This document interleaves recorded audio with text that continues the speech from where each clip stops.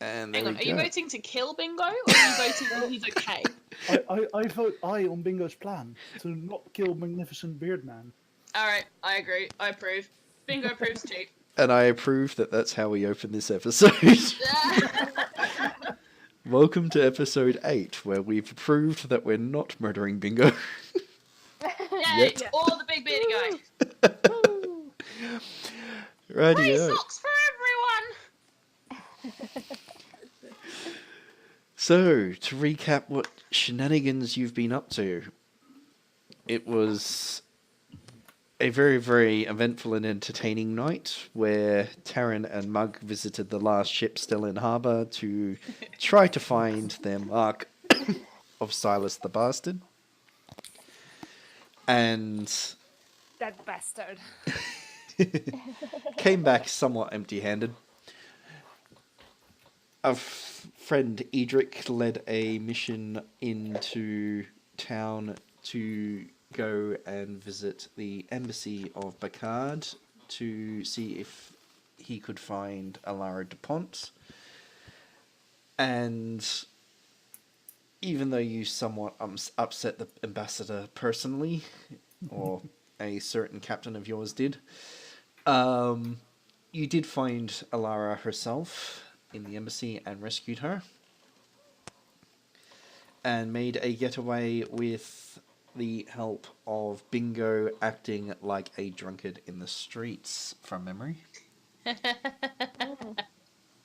Oh yeah. You successfully made it back to the ship and healed up Alara and set about working out your next plans while Mug gambled. At some point... Oh, wait. Wasn't it Mug who was drunk?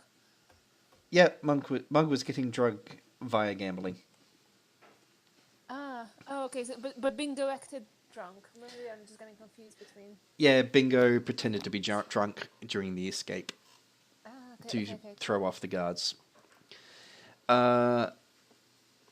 Bingo also experimented with a potion that he got his hands on. He's not certain of the effects, apart from the fact that people have been giving him weird looks, and he's been feeling really good today. I feel good. I know that I would. That said, you've eventually, one after the other, all piled into bed and gotten some rest.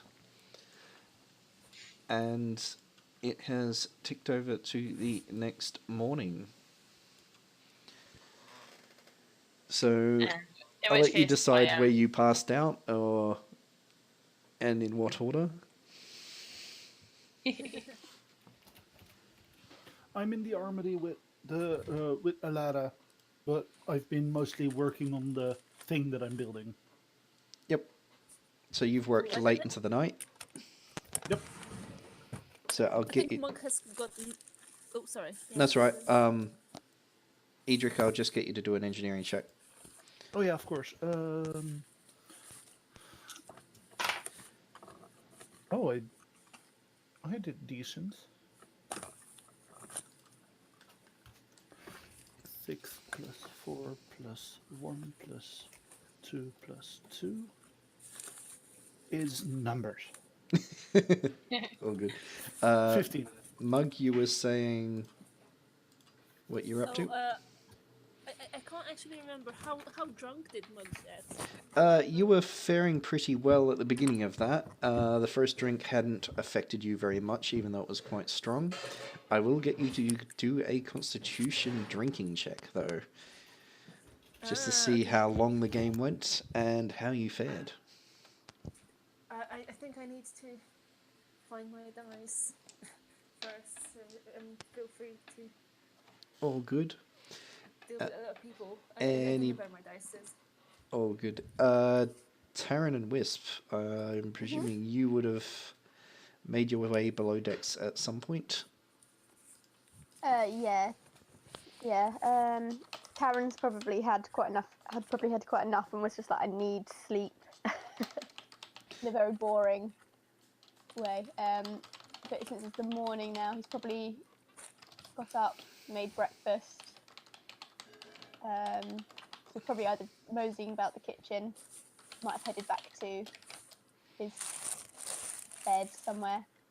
Might give that journal another look, because I completely forgot about it until earlier this morning. I was like, oh, we should probably revisit that at some point. You might happen upon the journal again and give it another read. Not a problem. So you've spent some time going over the journal. Most of it is pretty much dry and boring. It is details about the running of the ship, their current course and direction and so on. Major events on the ship, including discipline and reward. There is a couple of interesting notes that you do find that are more recent. So you see the notes of the orders received to join the fleet that attacked Freeport. Yep. And you also see a later order in there that is to find a silver box that escaped from Freeport. Oh yes, right. Okay. Oh wait, how can a silver box escape on its own, or was it taken by someone? Now we're Mug. asking the right questions. Mug, you're not currently aware of what's in the journal, but you do have a bag that you stole from a certain pub. It has items in it. If you remember what's in... I've forgotten completely. You've thrown this bag in the corner of your room and not paid much attention to it. Yes, exactly. Completely forgotten. Let me just scroll up and see if I noted down the exact details myself.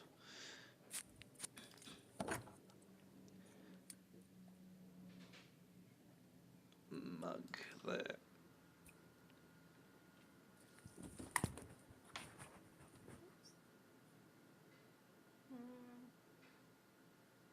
Still can't find. Here we go. I So, found my dice. inside said bag had been largely clothes, but there was 32 silver, a hunting horn, and a very ornate locked silver box. Am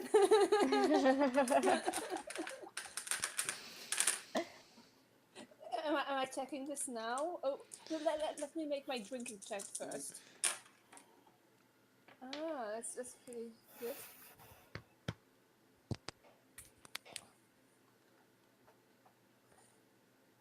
Okay, so... I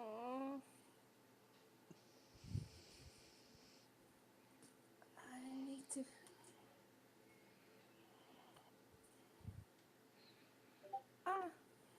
That's not actually it. That's alright, I was about to say, this was going to be very interesting. No, it just got sent and it's wrong as well. Because it doesn't have my extra drinking. Do you add your constitution as well? So it would be constitution plus your dice plus 2 for drinking. Edric, you've not missed too much so far. Tarin spent some of the night reading the journal and found the last orders of the ship that you captured, which included that they were sent out looking for a silver box and a very good description of it that had apparently not been found in Freeport. When did I even pick up this bag? There were some people at the table that you decided to scare the hell off when you first arrived at the tavern. In the Shattered Hand. No, the nope. tavern back in Freeport. Yep. Oh, okay. The very first tavern we entered. Okay. Very first episode. So mugging strangers.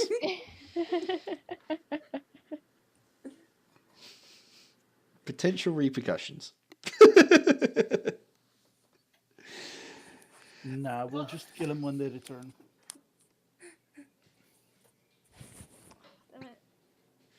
Glenn, do you have your do you have my character sheet? Yep. Because I'm trying to. Okay. What is my constitution and I'll open your level 2 one. Your constitution is +3. And drinking will add +2, so I can quickly work that. I'm presuming the 442 is your dice? No, that was wrong. Okay. Okay. So that's 443 +3 +2. 16, yeah. Rightio. You have got a little bit of a headache, but you're completely functional. Okay. However, Okay, so 2 of the crew members that you were drinking with are out cold. do I wake up with them or something? You're in roughly shared quarters. So there's a couple of crew to each room. Also, so I got myself to bed. You got yourself to bed. You noticed that 2 of those that you were drinking with did not. I laugh at them. Radio. And Wisp, I'm presuming that you eventually made your own way.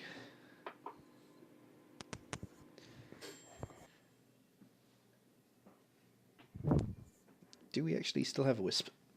Yes. Ah, awesome. I'm going to turn the volume up there. Are you cut off there? All I heard was Wisp and you. Ah. I was saying that I presumed that Wisp had made it back to bed in one piece.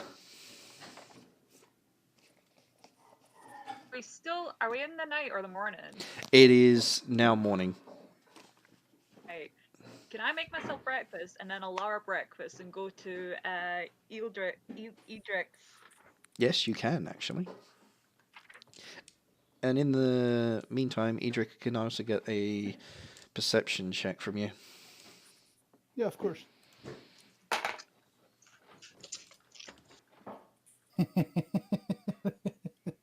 Uh-oh. The good news is I get a stunt point. And that stunt point being a 1? Yes, I only get 1 stunt point. It's better than nothing. Perception is luckily a skill that I'm good at, so that balances it out somewhat. At a total of 11.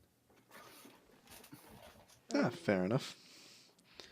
I'm glad I rolled a 6 as well. Rightio. So,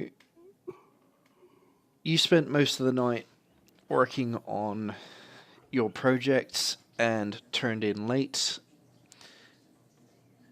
You're awakened by a thunk and look up to see that Alara has actually gotten up. And knocked something over in the process. I immediately get up, carefully try to catch the thing that might explode because this is, after all, the armory. Also, Bingo, I take it you go down to the Argonaut first thing at first light. Yes. Can I get you to quickly roll a perception? And Edric, sorry. No worries. Okay.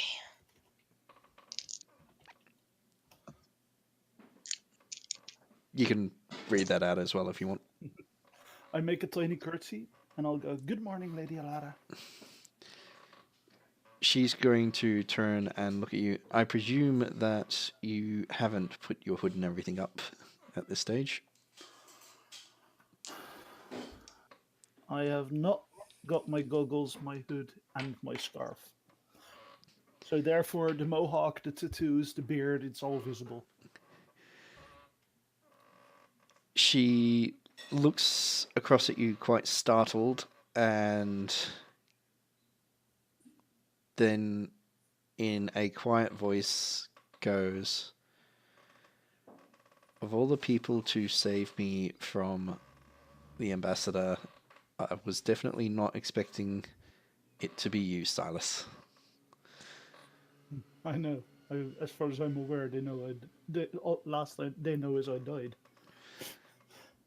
That's been the story that your house has spread? Well, that's what they want to believe. I was lucky though. But I'm certainly glad I managed to save you from them as well.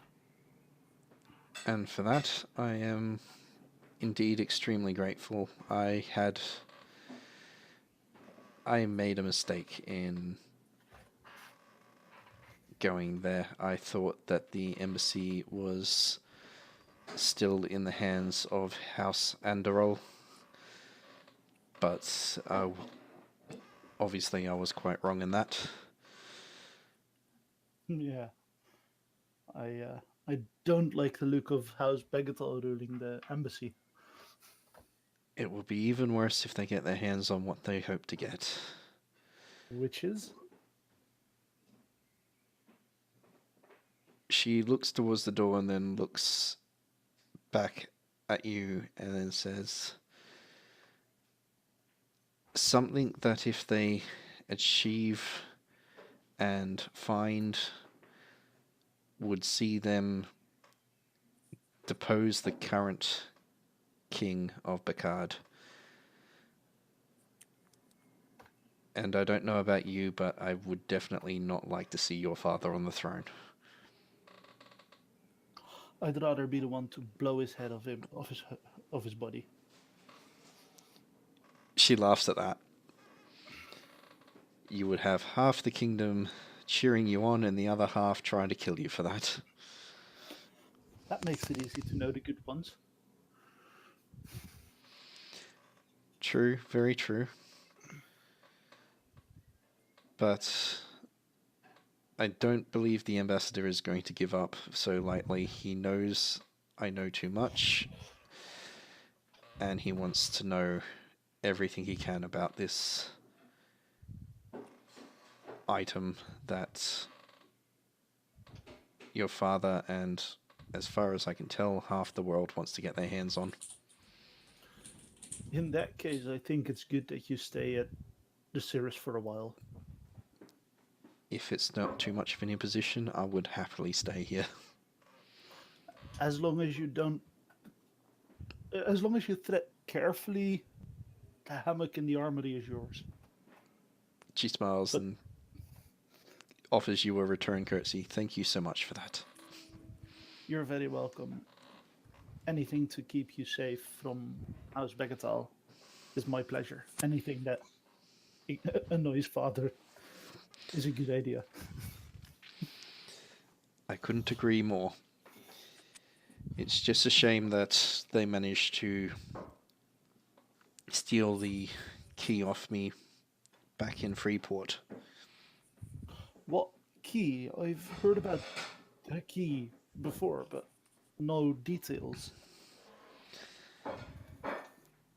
The power thereafter has been long locked away and long forgotten, and like anything like that, it is hard to find. The only clue I had was a ancient key which I hid in a trick box that I had been given by a close friend. So it's a trick box, you say? Yes, it's a silver box. It looks like it needs a physical key to open, but you don't... If you know the right way, it doesn't actually need a key. That's good to know. We'll keep an eye out, and in the meantime, if there's anything I can do to help, I'll gladly hear it from you. All I can say is don't trust House Picard and be very careful who you do trust. That orc was not a agent of your father. He belonged to someone else. I don't know who. We'll have to find out. But in the meantime, I don't trust anyone from Bakar. That is probably safest right now. Well, at least we're on the same wavelength in that. Seeing as you've entrusted me with the information about the key, you might be the one person I actually trust from there, though. I thank you for that. This power is... I only know bits and pieces and story and myth, but like you, I have been taught our history, and the last thing that Picard needs is any house getting their hands on an item that will completely destabilize our country. Yep. That seems like a good idea to keep away from them. We've had our civil wars before. We do not need one right now. At least we'll have to wait until I return. She smiles at that.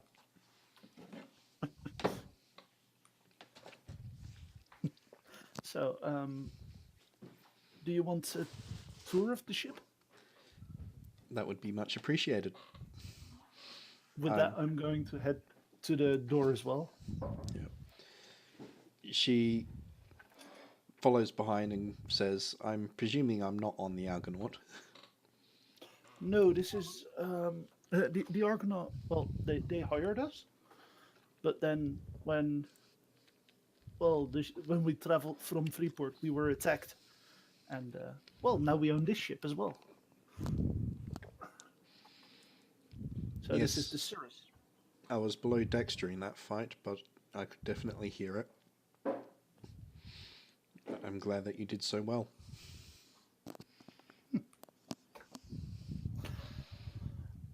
Same here. I'm very glad we managed to take not only beat the ship, but beat the crew, but also take the ship. And I believe it will serve you well in the times ahead. I certainly hope so.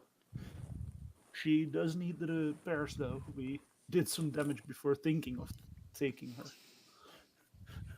She smiles and goes, and I'm certain that the people of Port Marley will happily assist in those repairs. They have a lot of skill with vessels. It's why Bacard has its embassy here.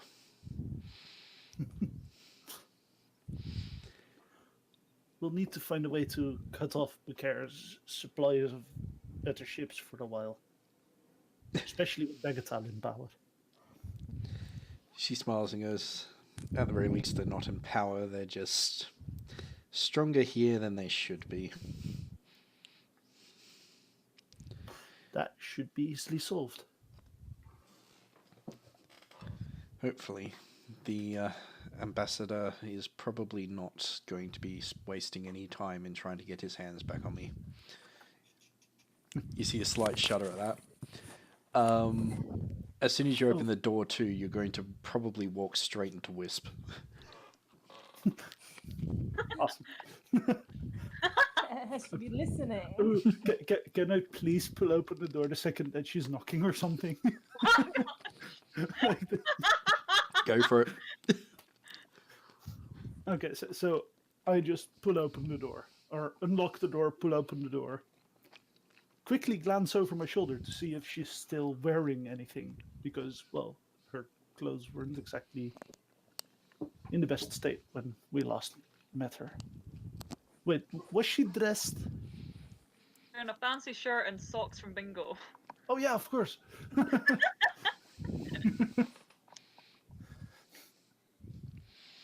She's dressed Okay, somewhat appropriately.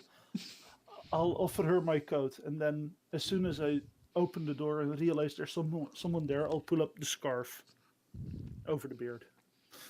Before I managed to sock you in the face by knocking. Yep. Probably. Do you hit the big bushy part or the nose? And how tall are you? Let me check if I ever wrote that down. I have not yet decided on a size, but I'm normal human size, like average. So I'm like a bit taller then, so. So you suck him in the nose. Yeah, very much.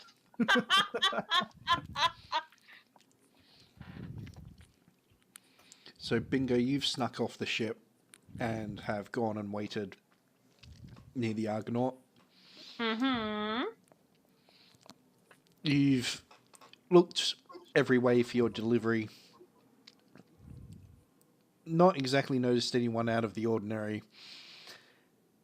until you hear a cough behind you. There is a very, very well-muscled man, bald, moustached, and he's got a giant sack over his shoulder. Oh no, not again.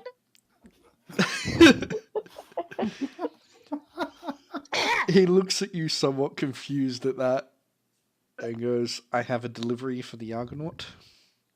Ah, yes, that would be my coffee beans. That it is. And then he plucks this giant sack, almost taller than you are. Ah, shit. And goes, thank you for your custom. And then turns to walk off. Thank you for your legs. Huh. I'm gonna stand there scratching my head. Bollocks.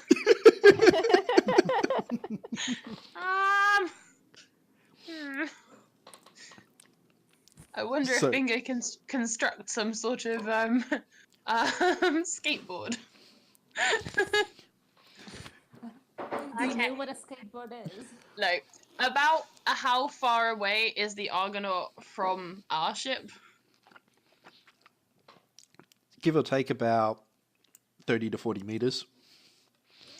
That's probably gonna take me about 30 to 40 minutes.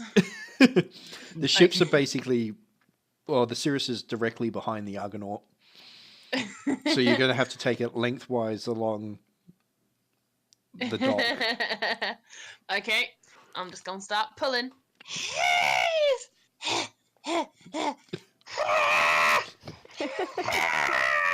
The sack contains roughly your weight in coffee beans, so it is a colossal effort to make it move.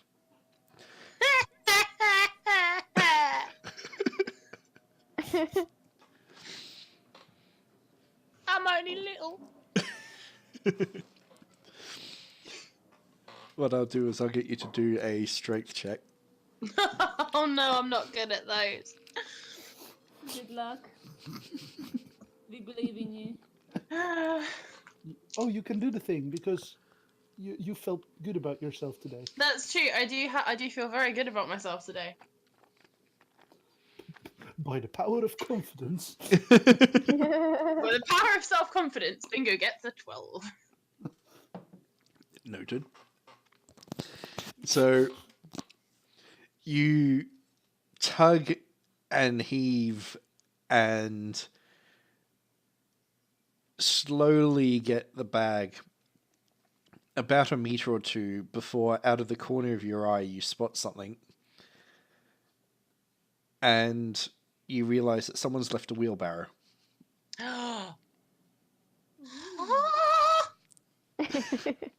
I'm just gonna saunter over here and take this wheelbarrow. And I'm gonna heave my coffee into the wheelbarrow. In fact, I will tip the wheelbarrow sideways, roll the sack towards it, and then tip them both back onto their feet at the same time. Yep, which you do succeed with that mic check. Look at me go! Whee! Whee! So you trundle that on down. As you get to the gangway, you hear someone shout and go, has anyone seen my bleeding wheelbarrow?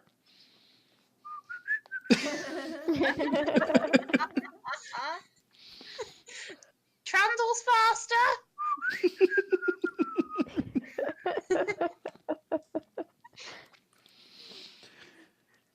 Radio. Roll it.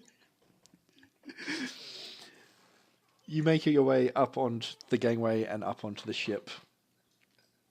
Da, da, da, da, da, da. Is there anyone up there, or is it just me? Currently, it's just you. There's one or two people on watch, and there's a sailor passed out on the deck. Okay. I'm gonna look in the sack. Righty-o. So you dig around in the sack and mostly find coffee. Mostly. Halfway down the sack, in a separate tiny bag, you find something else. Yay. Pulling that out, you find a pouch that has powder in it. Oh. And 3 round metallic objects with fuses. Are they grenades? Uh-oh. They are grenades. Inscribed on the outside of the metallic tubes are 3 symbols. Okay, what are the symbols? One of them is a snowflake, one of them is fire, and one of them is a teardrop. Okay, Tear gas, tear gas. snowflake, fire, tear. I'm going to very carefully add those to my pockets and pouches on my belt. Inside pouches. I'm not going to have them hanging. Yep. And I will leave my big bag of coffee for a second, and I'm going to... Can I look over the edge and see if the person who's looking for their wheelbarrow is still looking for their wheelbarrow? You look over the edge and realize that there is now quite a lot of workmen moving stuff down onto the dock. You can't specifically see the guy who's missing his wheelbarrow, but you can see that there are workers coming to and fro, bringing in tools and equipment. Can I try? Because I'm feeling very lucky today. Can I try and sneak the wheelbarrow so that it is somewhere else? So that he gets really weirded out that he left it somewhere and it moved all on its own. Can I get you to roll a dexterity check? With advantage. Yes. Okay. You evil small one. I'm not evil. I'm just brainy. Okay. Was that dexterity? Mm-hmm. With advantage. Thank God. Okay. 14.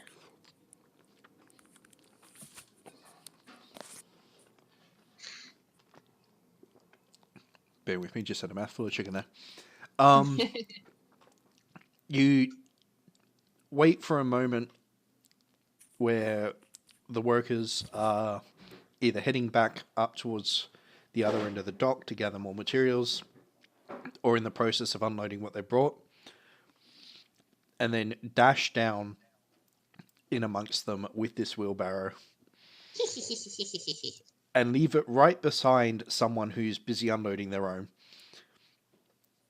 and step off to the side. Can I, like, hide behind something and watch?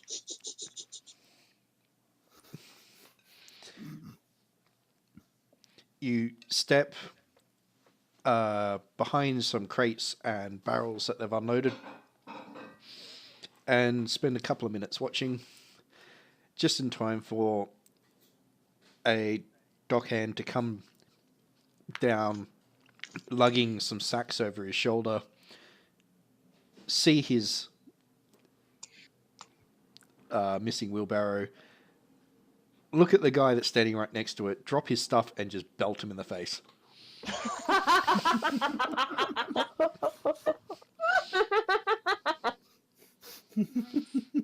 Contemplates Brilliant. feeling guilty.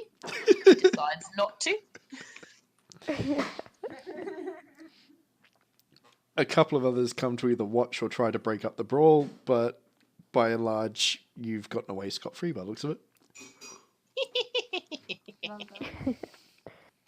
I shall run back up and I shall go and make some coffee with my brand new coffee bean supply that will probably last me the rest of my life.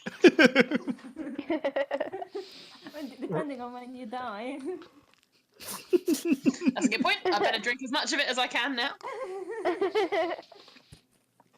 That you can do. So you drag the coffee beans down into the ship and up towards the mess where the kitchens are. Is there steps? Doof, doof, doof, doof, Yep. doof. You Wake everyone up. anyone who's not currently awake is awake, apart from the poor guy that's still like out cold on the deck.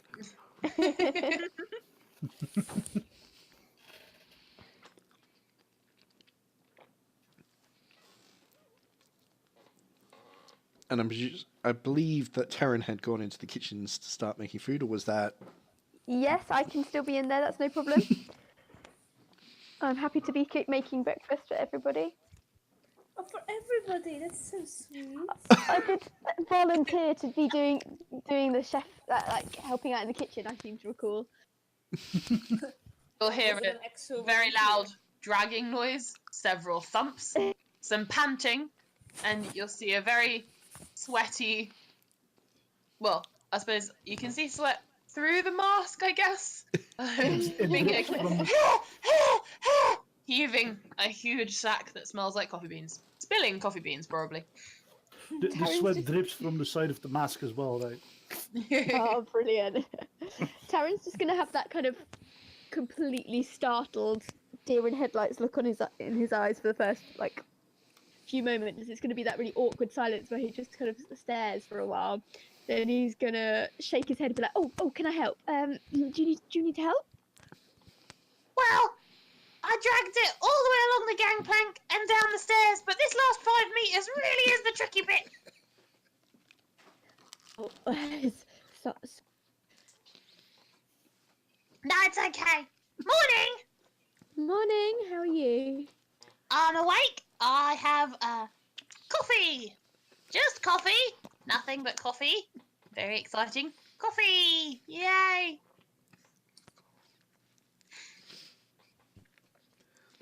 Yay?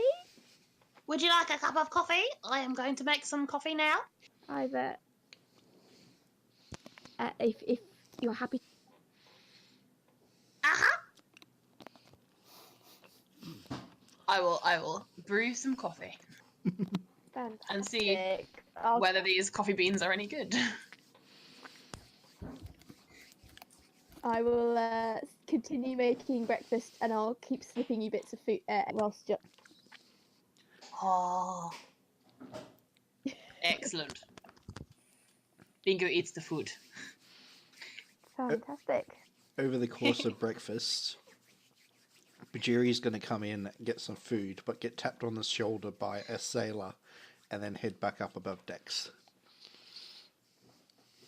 Cookie?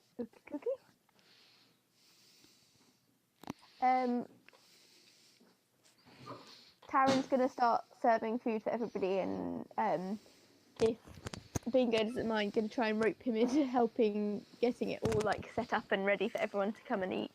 Okay. I can carry plates, but I can't carry anything heavy because I'm only little. That's fine. Plates would be wonderful, thank you. Okay. He'll start running around like a little house elf. Oh my god, he's the size of a house elf.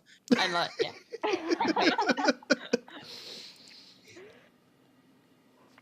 Brilliant. Oh boy. I'm desperately trying to think of a way to start some sort of drama, and I literally have no idea how.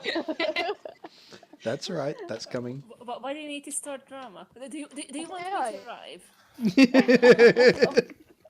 It's always a pleasure, Mug. It's always a pleasure.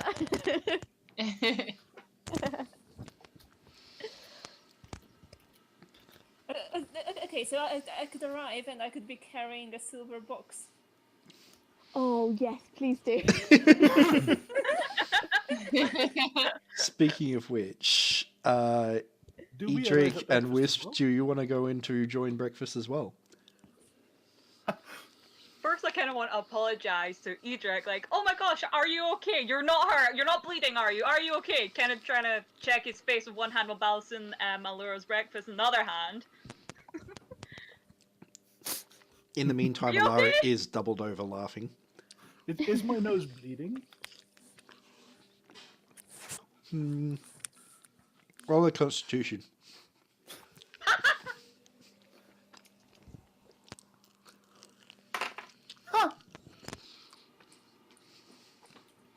Okay.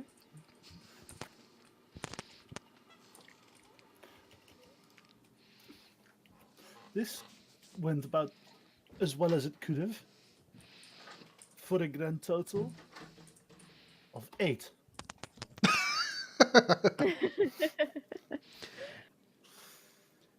She's managed to knock you just perfectly on the nose in such a way that she causes a very, very minor nosebleed.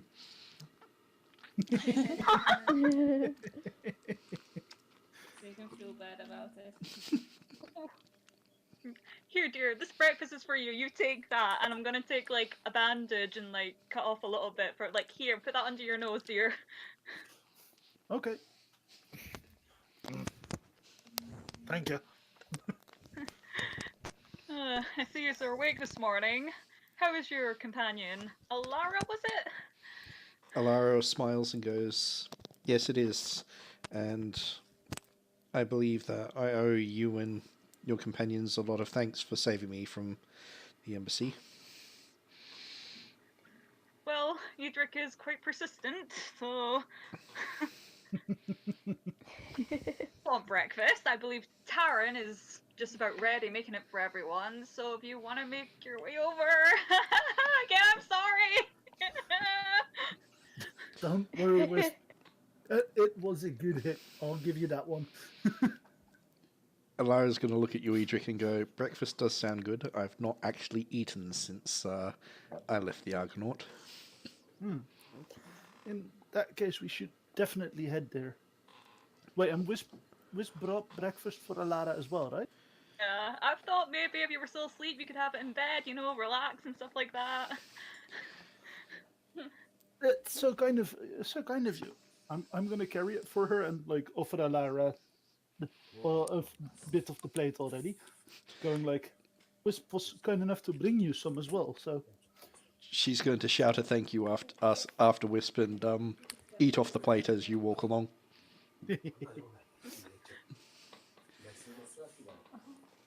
While we walk towards the kitchen, I'm gonna give a tour of everything we walk past, going like, this is this room, and this is another room that I haven't been into, and this is a room that I haven't entered, and there's this room as well.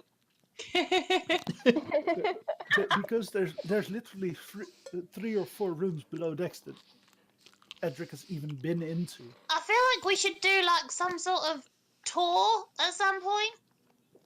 Possibly.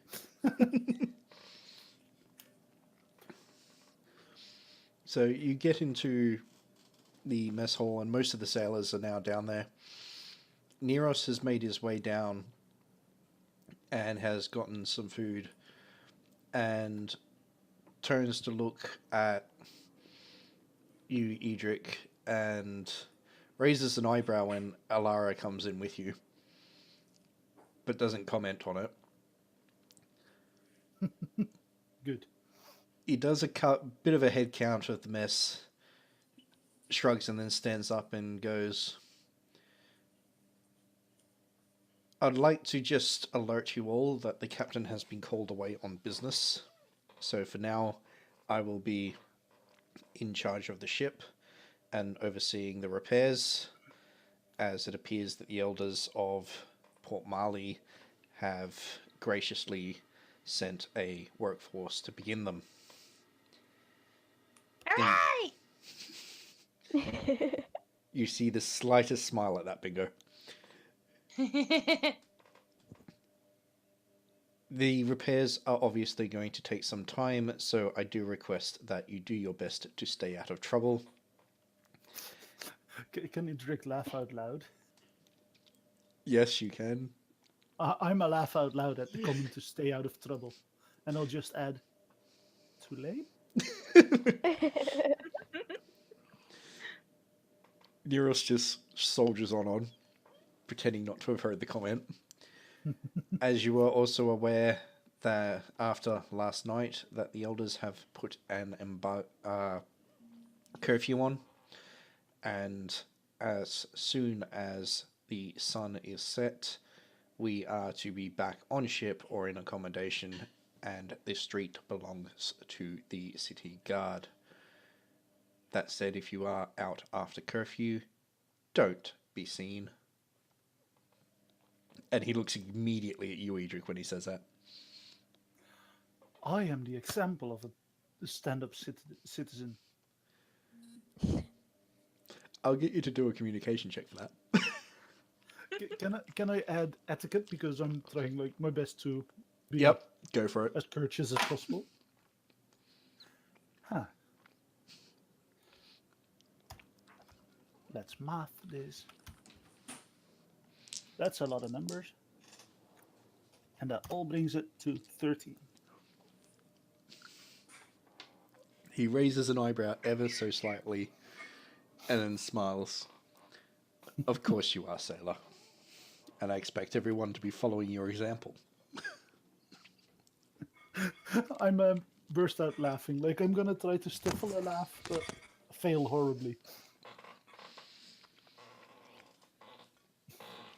You see the slyest of winks from him before he turns to the rest of the crew. Where possible, help those that are repairing the ship to get the ship in order. I would like a watch placed as well to ensure that those that would trouble us, and he glances ever so slightly in the direction of Alara, are kept well away from the vessel.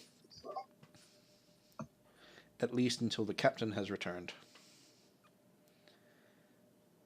She is to keep away from the ship? No, to keep others away from the ship. Oh, good. Captain in charge, sir, dude? He looks at you and goes, Neros is enough. Okay, Neros, I have a question, question. As Gunnery Chief, I have something to add to the repairs. And that would be? Well, one cannon is broken. We're gonna need that replaced to be at normal power. But considering the ongoing state of emergency, state of war, we might want to stock up on weaponry, and I have a few plans for improved cannons, and specifically how to add more without overbearing the ship. I'd like to discuss those options with you as well to see what is realistic about it. That would be acceptable. The shipbuilder should be here at least in the next hour. When he arrives, we shall discuss. Although I foresee that we may struggle to get our hands on any new cannons at the moment, as Port Marley is fitting more than just our ship.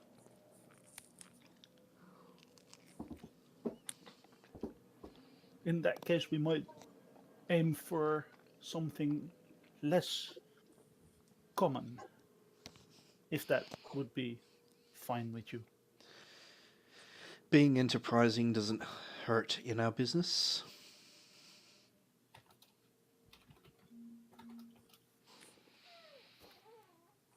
That said, enjoy your meals and stay out of trouble. And with that, he heads back out towards the top of the deck.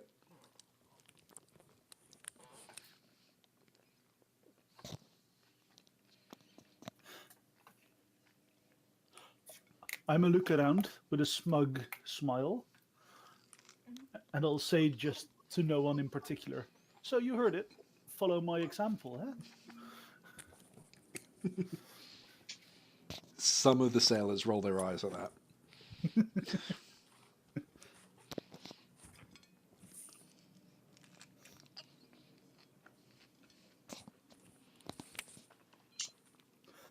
I'll look around and offer Alara a seat before I take a seat myself.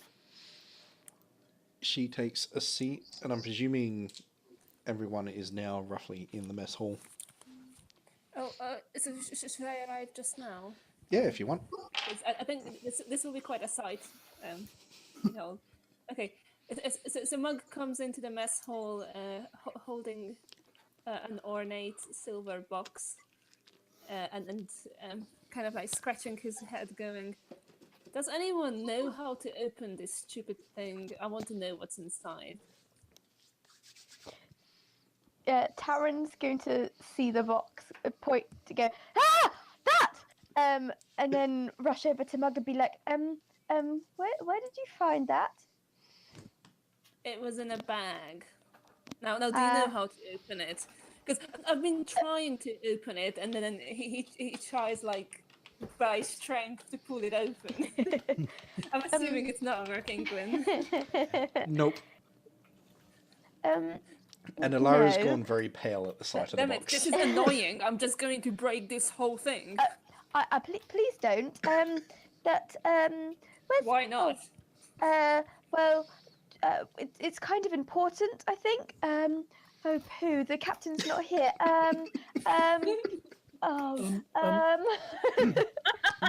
Lady Alara,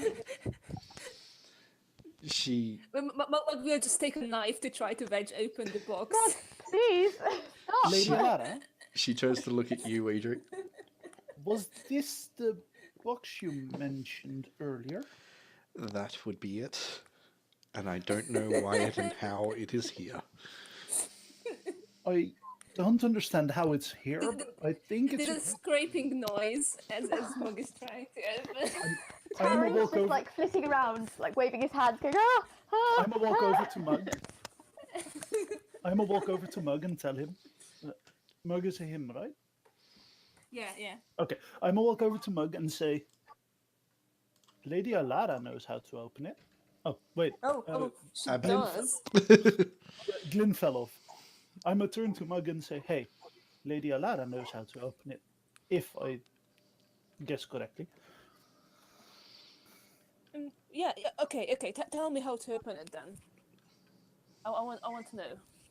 I want to know what's inside. So it's a silver box that has a whole bunch of knotwork and designs on it, stars and almost like Celtic knots in the corners. I know this box off game. When I get a picture of it, I'll pop it in. She walks up and then just traces her finger along some of the patterns in an order, and you hear clicks as she finishes, and then the lid pops ever so slightly open. Huh. Mug like hastily and then not very gently like opens instantly the thing, and it's like rummaging into it, like, ooh, what's in here? So it's got a cushioned base, and sitting in there is a large circular, almost medallion-looking item of 3 concentric rings with runes around the outside. So Mug has quite like stubby big hand, like fingers. So he just kind of puts the box on its head to spill the thing onto the table, like, and it like clatters onto the table. He's just excited, so he just he just pushes it out of the box onto the table. Alara gestures towards the disc sitting on the table to Edric and goes, and that is the key. Ooh, so that's the key that the torturer told us about. But it doesn't look like a key. What do you mean it's a key? What She does it open? picks it up and flips it over and shows a bunch of gears in the back of the key, and then turns it back onto the front side, and using her fingers she rotates the rings so that different runes line up together. With the right this door, looks it's a key. fancy. Fancy and old and dangerous. Expensive as well. To the right people, yes. To the wrong people, even more so. At this point, Tarin's just gonna be like, Edric,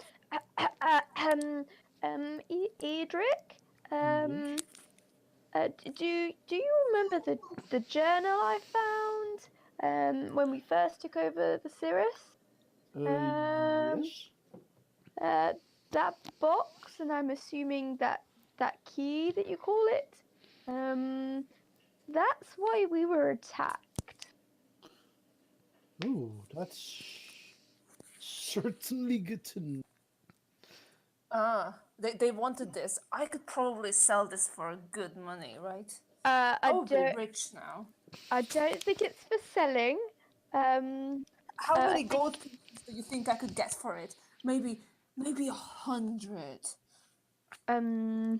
Alara I'm could gonna not look say more no. dumbfounded right now. Wait, what? How is the ladder looking? She is completely stunned that Mug would sell it for only 100 gold. I can't really imagine having 100 golds. That would be amazing. I will be so rich.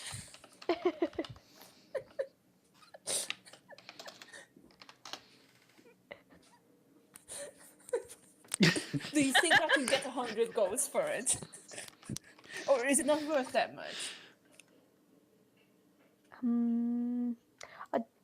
I don't think so, Mug. I'm gonna say no. Probably only like a few silver. It's really not few worth silver? selling. I wouldn't surely sell the it. box is worth more than that. It's a silver box. Yeah, So surely this key that we got attacked for is worth even more. Like, it must be worth at least 50 gold. That's a lot as well. I think you'll find, Mug, that it was actually the box itself which they wanted, not the key. I think the key was just a token that Lady Alara prizes, but it's not actually worth anything. While Tarin's saying this, he's looking at Lady Alara and Edric with like pleading eyes. Play along, play along, play along. I don't know. This thing looked really fancy. It like lit up and stuff. I've never seen anything like that. It's probably worth more. Tarin. No. Are you trying to lie to me? Are you lying to me? You sound like you're lying to me, and that makes me angry. No. Are you lying to me, Tarin? No. Tarin's just gonna be like stood still, kind of looking a bit like shit. Can I use intimidation now? I think it's time to use intimidation, Glenn. Yep. Right, I'm yep. assuming I'll need to roll as well there then. Yes, you can. So, intimidation, off the top of my head, that is going to be strength and... Yeah, add your strength to your check. Is there anything else I can add? I don't believe you have any other talents that jump on that at the minute. It's not a willpower. Oh, actually, bear It's with not me. might. No, Tarin will be rolling willpower, though. What will I be rolling, sorry? Willpower. Willpower, okay.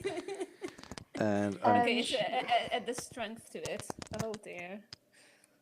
let me just reopen the rulebook, which randomly closed.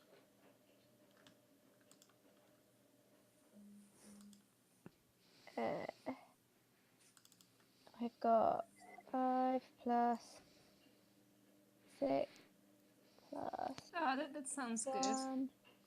You have quite good willpower. No, that's not my willpower, unfortunately. I've only got 1 willpower.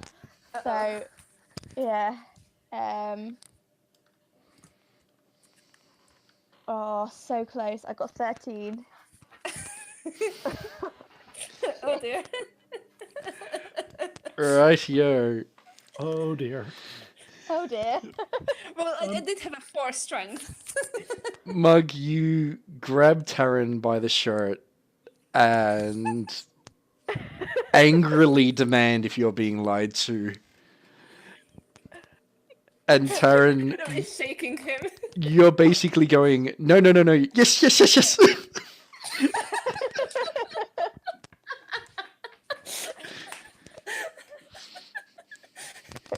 You lied to me, Tarin.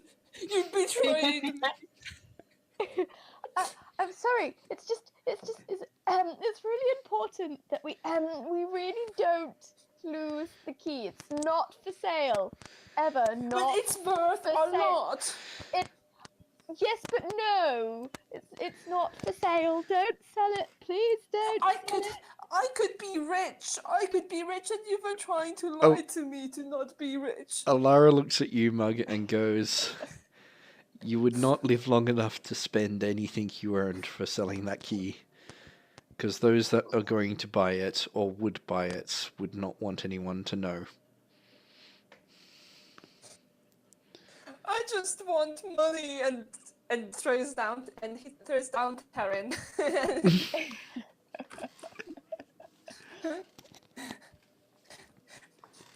Tara's just gonna fall on the floor in a heap and be like, oh no. Like, slowly climb all up of and you sidle think- away. All of you think that I'm stupid, but I found this key, and I deserve to get paid for it.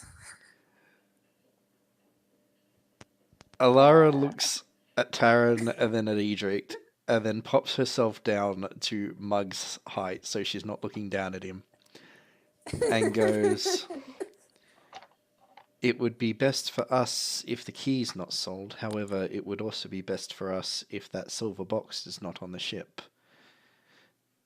It would not hurt anyone if we sold the box, and that in itself is worth a lot of money to the right people. See, you were very smart to want Oh. to sell the box as well. Okay, so I could sell the box then. How much money would it be worth? She thinks for a bit, and then looks across at you, Edric, and then smiles and goes, if you can find someone in the city that will buy stuff that doesn't belong to you, then you could tell them that the box that you have in your hand there was a treasure that was stolen before the fall of Freeport, and it is what the Shyak were after. Ooh. And I am almost certain that they would shower you in gold. They would what? Shower you in Sorry, gold. cut out. Shower. What does that mean? What's a shower? Sorry. I was taking a drink. No. Alara sort of just leans back ever so slightly and goes, unfortunately, something that is far too rare in this end of the earth. I'll laugh at that, thinking back at the lavish bathrooms and shower rooms in the castle at House Becker, or at House Begatal, back in Becker. But what does shower you in gold mean? A lot of gold? Is it like more than 100? Could it be 200 gold? It could be your entire weight in gold.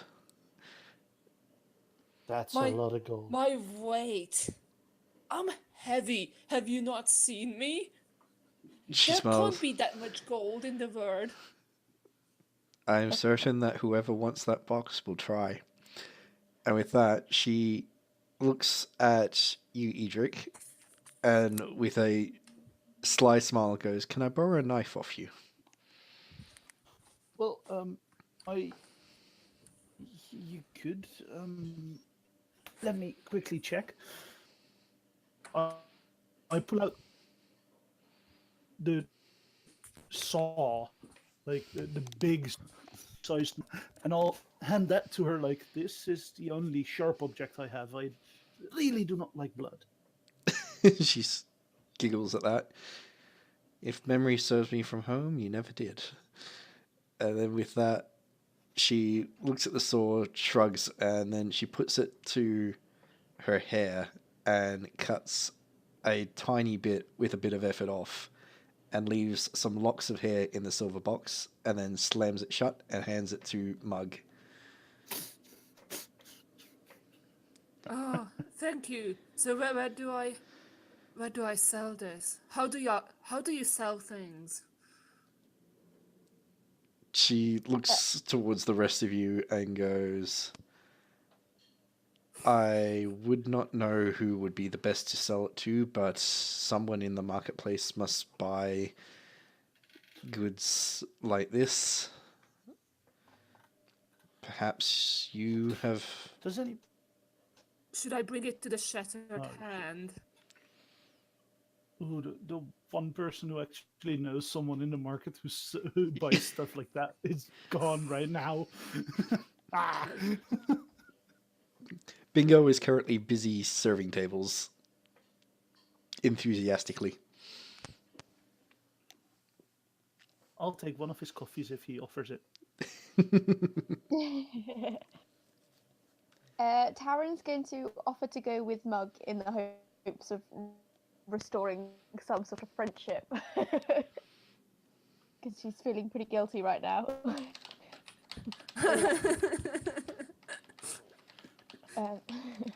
I'd offer to join as well, but I think there's an issue there. With me going to the Shattered Hand and all. Yeah, no. That is a good point. The Shattered Hand might be the place to sell it. Oh. Can Tarin suggest that to Mug? Well, I mean, Mug suggested the Shattered Hand. Alara looks towards the rest of you and goes, I don't know of the Shattered Hand, but if it is a place that potentially would have buyers for this, it would definitely be worth the effort. And the further we get that box away from us, the better. Ooh, Yes, do right. I still... Yeah. Do I still have the poster from that Tarin and Mug brought with them? With my... Off the top of my head, you currently do, because I don't believe you gave it back to Tarin. I specifically asked if I could keep it for a little bit. Yep. I'm gonna fold it closed, hand it to Alara and say, apparently they got this at the Shattered Hand. She opens it up, takes one look at it, looks back at you, and doubles over laughing.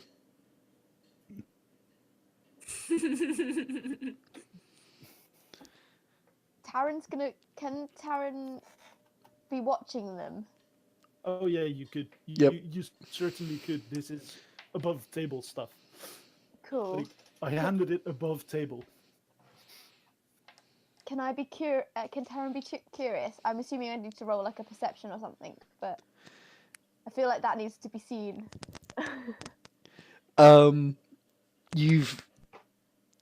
She's not hiding that she's laughing, and that she's not hiding the fact that she's laughing at what's on the poster. Mm. What's so funny about this poster? Do you think Okay, Tarin's the just going to bastard be is a really funny curious name? and decide he needs to watch the two of them more to find out what that's about. Because they obviously know something, and he's promised Mug he'd help him. So. She looks across at the two of you, realizing that she's being watched, and then glances back at Edric, back at them, and then shrugs, and then just turns around and points. You do realize that the person on this poster is the son of the Lord of House Begatal. I don't know what house is that. Is that in this city? No, there a no, house I called that? I didn't know that. All I know is that Oh. this guy is a bastard, and I will Okay. get paid if I get his Gonna head. look a That's bit all I sort of do. like, You know oh who he no, is? kind of. I've got myself into one of these situations again. Kind of look.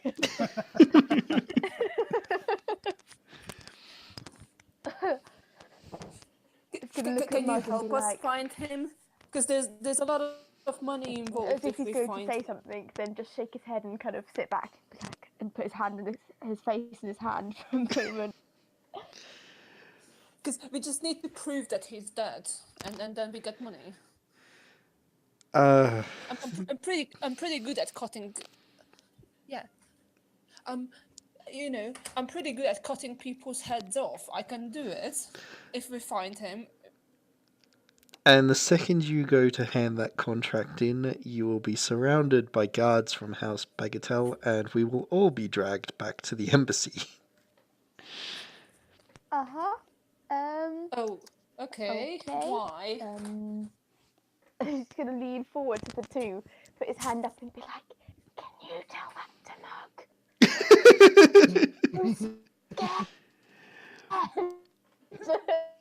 She looks at Mug, looks at the poster, You know, looks at this Tarin. is honest work that I contracted. It says on the poster that is work. What would be the problem? You've accepted an assassination contract that's supposed to be It's paid by House Bigatal, and you stole me from House Bigatal. I don't think they're going to be all that keen understand. on paying you. Well, wait. You're not the person we are Was that aimed supposed at to me or kill. was that aimed at Mug? Sorry. That was aimed at Mug, and in general. Okay. Okay. Harry's just gonna be sat there like nodding furiously next to them, like, "Listen, Mug, please listen." No, I don't understand. What would be the problem? The problem would be that those that have put this contract for you to work will likely betray you and not pay you. Why? Why would they make us do this contract if they would not pay? Surely they can't do that.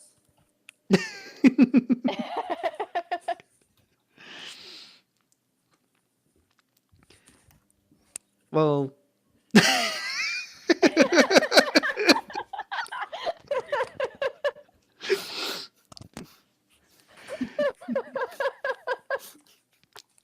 I can always imagine Edric doing that underneath his wood and everything. I was actually tempted to make the comment about the nose in character out loud. But there's the one small issue. You know what the best bit about that gif is though? Is that in the film Tangled, he has a wanted poster and they do draw his nose wrong.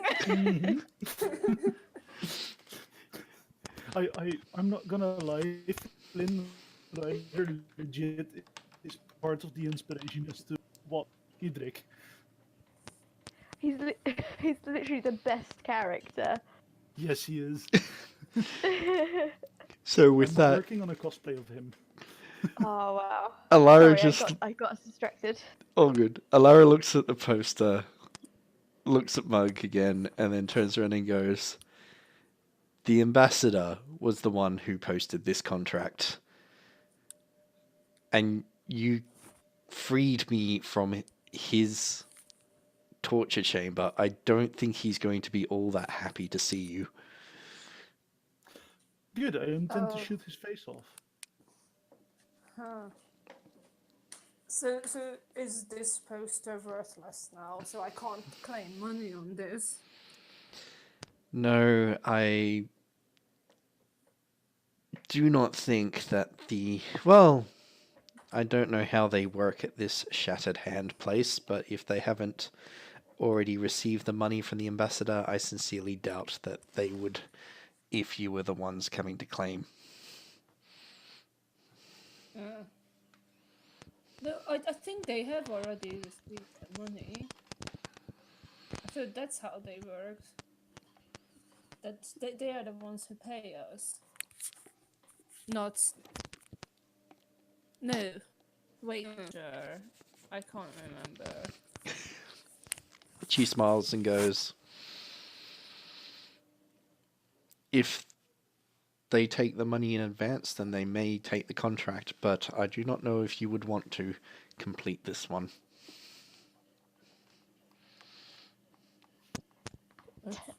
Get Tara's just paid gonna be for sat there it, looking it's at Mug with unfair. imploring eyes, like almost like trying to mentally will him to listen. Okay. I guess it's easier to sell the box for the time being. But if I find this bastard, then I will complete the work. It's just a matter of finding him.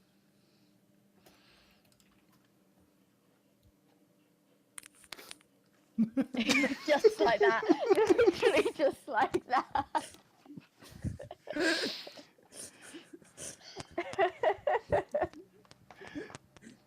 She smiles and then looks at you all and goes, then I believe it's best we get that box off this ship as fast as possible. I wish I could go with you, but if I'm seen walking through the streets and recognized, I think we're in for a world of trouble. What's your problem anyway? Why were you in that mansion and getting tortured and stuff? Must have been a reason for it. That box. Yeah, but what's your connection to the box? I don't get it. Well, to be honest, it's my box. Oh. Is it? But I didn't get it from you. No, it was stolen from me in Freeport. Ah. And if you have your hands on it, potentially you received it from the person who stole it from me. I do not know how. I didn't particularly receive it. I mean, I didn't steal it. They just kind of left it there. They were kind of in a hurry. All things considered, I think everyone was in a hurry once the city got attacked. Yes. So you know, you can consider it like lost property. You know, finders keepers. As much as it had some sentimental value, I am quite happy if that box winds up on the other side of the world myself. Potentially with everyone chasing after it, following. I know a way we could get rid of it. Well, you wouldn't get paid for it, Mug, but I know a way to get rid of it in a place that it won't be found easily. Well, I would rather get paid for it.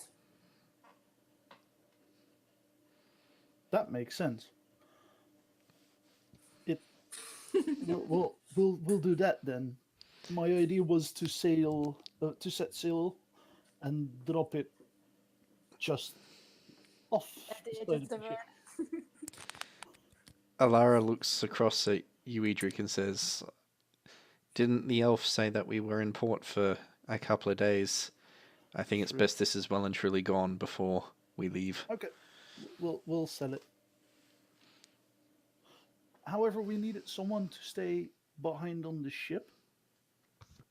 Is it a good idea if I volunteer to do that, because I also have that meeting about getting more cannons or weapons for the ship?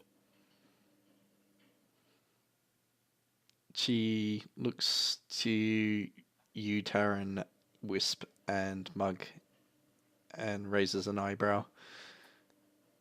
Would you be travelling alone to the Shattered Hand to try and sell that?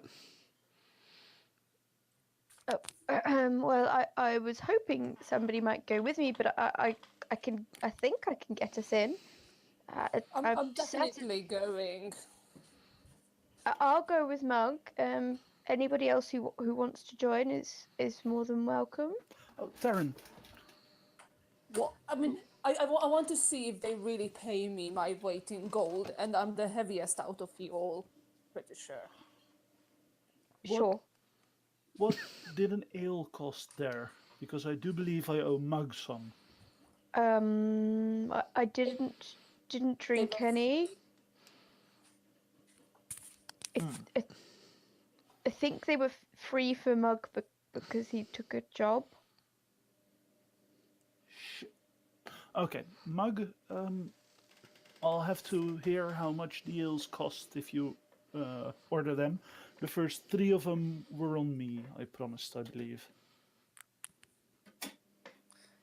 Yes, but I might not get an ale there if we are there for a sale. I mean, you know, I'm a professional. I don't drink on the job.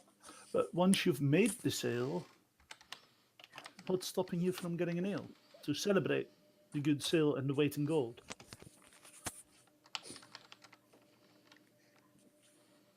It's all right. We can go to the tavern later together. Okay.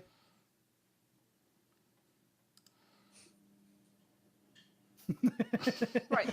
Let's go and do this. Let's get the money for it. Okay. Couldn't help myself, sorry. Excellent. Sorry. Excellent. I mean, even the last time when he was the bodyguard, he was actually drinking a load of wine. So he's totally not being honest about that. So you make your way up onto deck. Alara stays below deck, obviously trying to keep herself out of sight. As you get up on top, you see that there are workmen now everywhere. They're hammering away and repairing the damage caused by the battle. Neros is standing, supervising, talking to a older man that is in workman's leathers and has a ton of papers sort of like shoved loosely under an arm. I'll join them.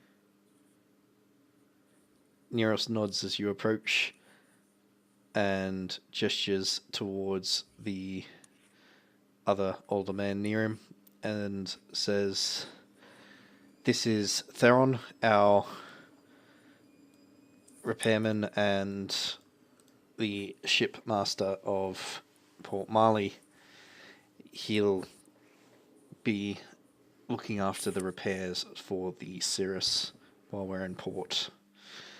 And then he gestures at you, Edric, and goes, "And this is Master Edric, who's in charge of the armory and our cannons. I believe he has a request."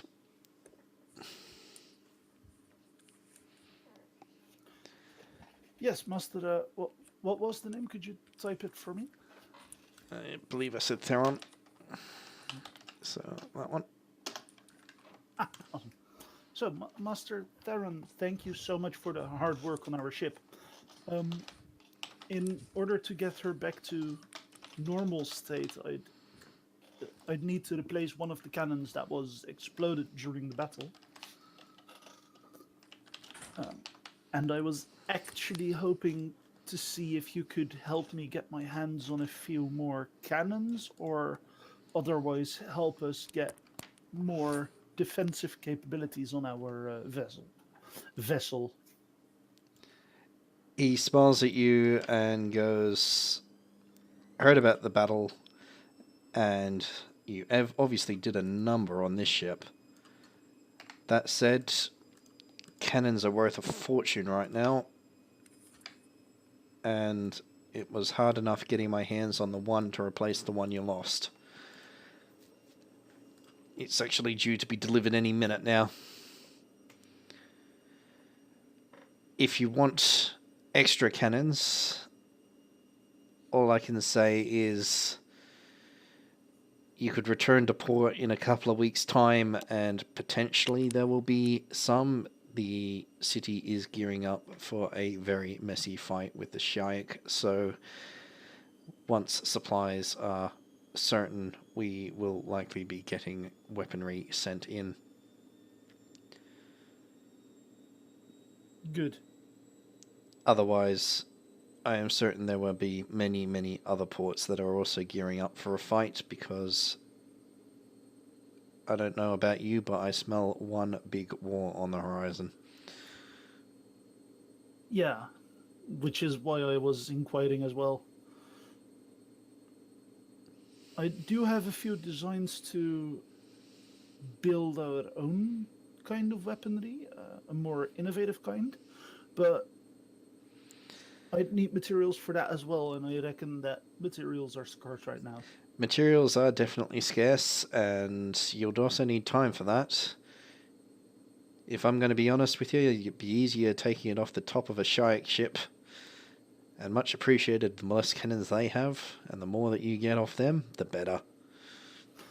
I'll be sure to keep that in mind next I encounter them. Send a few down to a very, very plummeting death for me. Of course, I've got a few cannonballs with your name on them to kill them on your behalf. He grins. I like your style, lad.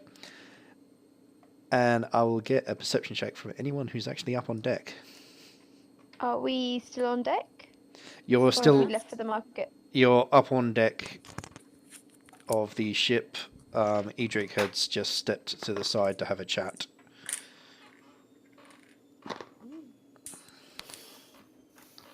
4 plus 4 plus 3 plus perception is also 3. Is that seeing as well?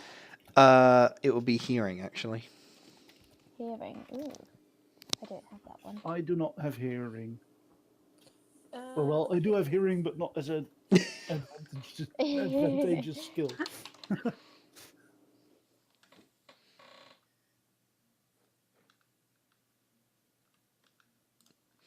Sorry, I just had to fit that in there. Rightio, so... Do you get stunt points on perception there? You won't need it for this one.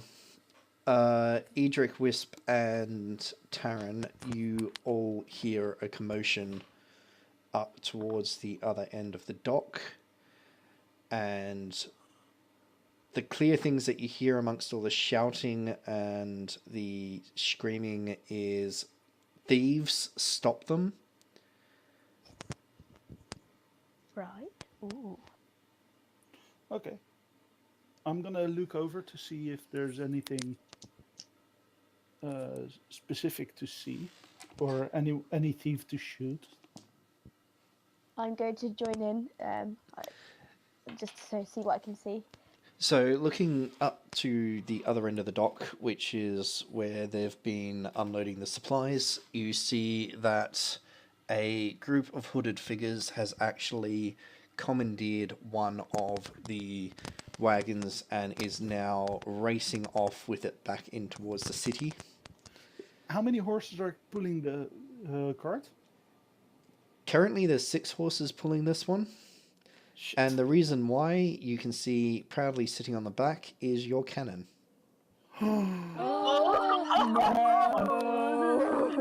I'm pulling out Hell Daddy. to the I shoot the no. first horse. I shoot the front horse. Rightio. Oh. I'm going to ask you to roll an attack at disadvantage due to the range.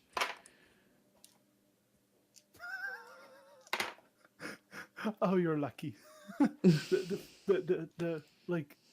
the highest one was 3 6s, Oh. but the next one gives me 6 stunt points. Oh. And it's black powder. Wait, Yeah. that's that. So then plus 4 is 19 to try and hit. You pull your arquebus off your back, race to the side of the ship and brace it. And fire off a round at the horses leading the cart. And just graze the horse. Wait, I miss it? Just Like, you believe that you missed by bare millimeters. Fuck. Wait, but my 6 stun points don't do anything then. Yep. God damn it. Is there can Tarin see a feasible route where he might intercept and slow down said horse or wagon in the hopes that then... I'll get you to do a perception check. Okay. 6 plus 5 plus 1 is 11, 12. Add seeing to it if you've got it. Yeah. So plus 3 is 15, plus seeing is 17. Yeah, so you see that they're racing off towards a part of the city that you've been to before. You know that there's a lot of warehouses and stalls. There's a lot of foot traffic, at least on the first portion of that, and it's going to slow them down. Potentially, if you legged it, you could catch them up there. That's what Tarin's going to do. He's going to leg it towards them. I'm going to just assume that Tarin's constantly got his short sword and dagger on him all the time. So he'll race towards that intercept point and he'll shout to the others and be like, "Follow me!" and like leg it to where he thinks they're going to end up. So Tarin and Edric start running off. Mug, as far as you can tell, they're heading off towards the general direction of the Shattered Hand. Okay. Do I know a shortcut to the Shattered Hand or something that I can try to... The most direct route is the way that they're heading currently. Okay. Okay, so I guess Mug doesn't quite understand what's going on, but he will probably follow the others. Because it seems like it's important to them for some reason. Yep. Whisp, are you racing on after them? Yeah. I'll take that as a yes. Not like that bad, because I am speaking, I just don't know if people are hearing me. Yep, Now I hear you now. you. I don't know if it's dropping in and out for you, Wisp.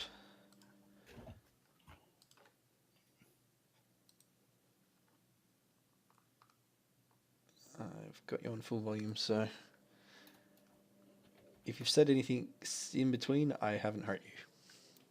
Said I was going to pursue with them, like, way back when. Righty up. I heard it that time. Sorry, we're not actively trying to ignore you. If you think we haven't heard you, just drop it in the chat as well. For the sake of argument, Bingo's going to be following in the background too. I see you up there. Yeah. Bingo, same goes to you. Drop stuff in chat if you need. Does Bingo have one of those like lids that has the tiny holes, the travel cups, basically? Or a sippy cup, you know, like the little bits that kids we have. need to get Bingo a sippy cup for coffee.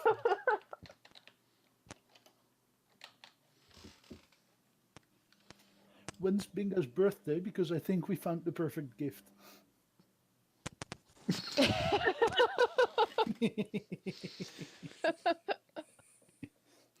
So you race on into the streets, and sure enough, Tarin, as the wagon is directed up some of the side streets, they do find themselves trying to struggle past crowds, and they're having to slow down a little bit to try and avoid crashing the cart. Then seem to be a little less worried about trampling people, so they're knocking citizens out of the way as they trample on through. Mm-hmm. But you are, for the moment, gaining ground. Okie dokie. Can I reload my gun while running? I'll get you to do a dexterity for that, but yep, you can make the attempt. Luckily you picked dexterity. I know how to do that one. That said, you follow the cart and eventually turn up a side street and find that they've drawn it to a halt and the ones that were riding in the cart are now standing beside it, and the lead rider is just sitting, looking back up the street towards you. Can I throw a meat cleaver at the first one? Such a random thing. I have a few of them on me. I've just remembered that. You know what? No, it wouldn't be his style to meat cleaver. Can I like shoot him in the biggest looking guy in the face with my arquebus? What I will do is get you to roll a perception and then initiative. Oh, we are rolling initiatives now. Yep. Well, who made it to this point? Is that everyone? That would be everyone's barreled around the corner behind you. Okay. Awesome. The last person being Bingo, who had to pump his legs a little bit faster to keep up. Are we all rolling perception, or is it just initiative? It's initiative. Initiative, but Edric gets perception. Edric, you notice that there is people lurking in doorways in the warehouses on either side of the street as well. Do But- I look like it? You do have the opportunity to... They do look armed, and you have the opportunity to pick a target and shoot. Okay. So which one is the biggest looking guy? Because the oh shit, I need to roll my initiative. Yep. Ha.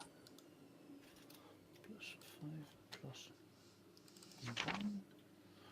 Initiative is plus Dexterity. dexterity. Nice. So that's 3 plus is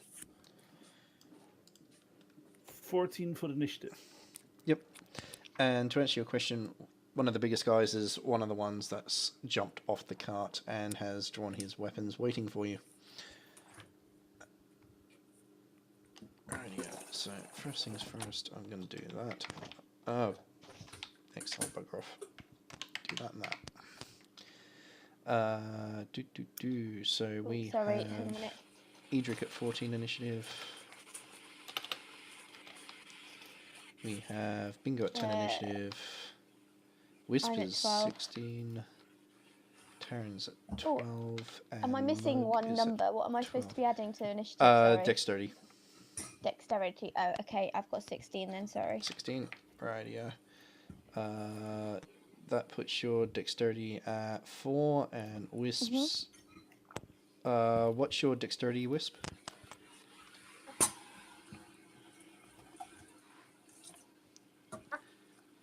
I'm seeing the mic flash, but I'm not actually hearing you, Wisp. Oh. Ah, now I hear you. 5, 6... Rightio. 4. Oh, right. So you're both on a 4. Is that initiative? Oh, no, sorry. It's Right. Your... So That would be a very small initiative. what I'm going to do is... Do you want us to roll again? That's right. What I'll do is Tarin, pick odds or evens. Evens. All right. Wisp goes first. Cool. So 1, 2, and Wait. then Oh. Both had a 16. yep, Mhm. 5, and then they can drop out. That can get. That can stay there. That can drop out, and that got the ridiculously large number of that. Insert sarcasm there. Rightio, so turn order is Wisp up first, then Tarin, then Edric, then Mug, Bingo, and then everyone who just tried to do an ambush and failed. They are so good at ambushing. I'm slightly worried as to how they knew to ambush us. Well, they stole our cannon, I roared like hell when I tried to shoot them. I guess they knew we were chasing after them. That's true. That is true. Rightio, on top of that, Edric, you do get a surprise shot on them. So pick your target and fire away. I believe you said the biggest guy, and he is standing right next to the cart. Wait, so that's closer to me. Yep. So not disadvantaged to hit him. Nice, because I don't like missing shots. Wait, I accidentally typed a 9. That is not a 9. I repeat, I did not roll a 9 on my d6. Good. I'm glad you didn't. We'd have questions if you did. 16 to try and hit him in the face. 16 is a hit. Nice. Roll your damage. Also, you did get 3 stunt points there, so feel free to shot.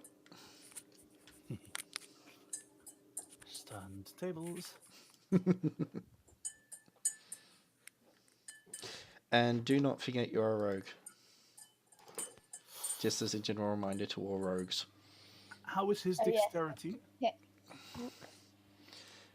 Off the top of my head, what's your dex for? My dex is 3. 3? Yeah, you're faster. Nice. That means that I can use my pinpoint attack for another d6 of damage. And I'm obviously going to take Pierce Armor.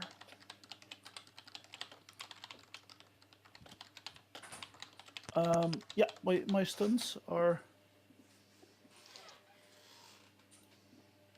I will use a pinpoint attack for the additional d6 if I hit. Yep. But that's the rogue thing that you can use every round.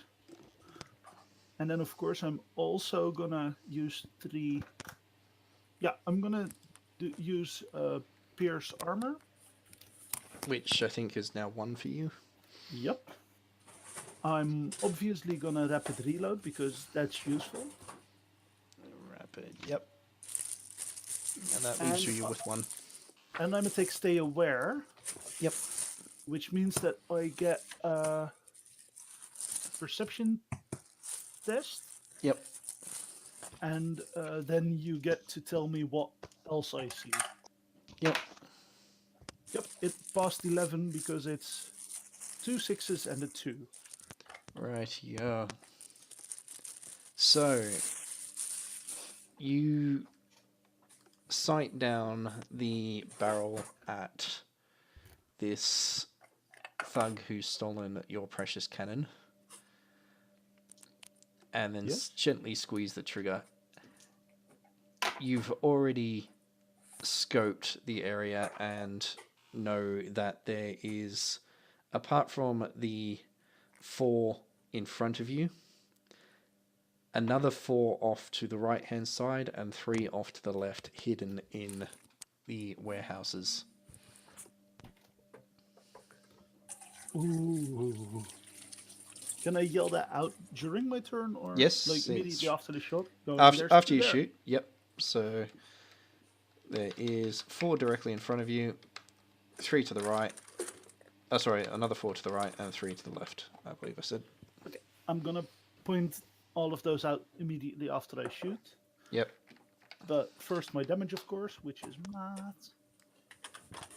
That's 10 plus 11 is 21 damage. Oh wait, yes, that's 21 total. 21 total. You hit him square in the chest and send him rocking back into the cart. He is still standing, but he is clutching his chest and bleeding very badly. These guys do not appear to have very much in the way of armor on them.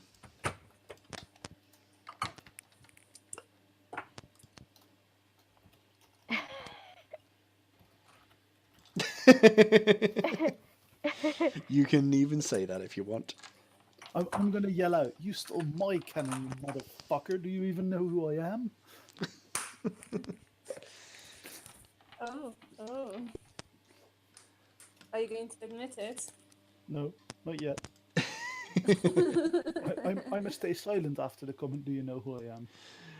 And with Yeah. that brings us up to number 1 in the turn order, which is Wisp.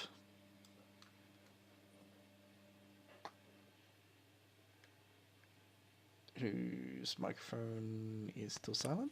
Want to shoot the closest one to with my crossbow? Yep, go for it.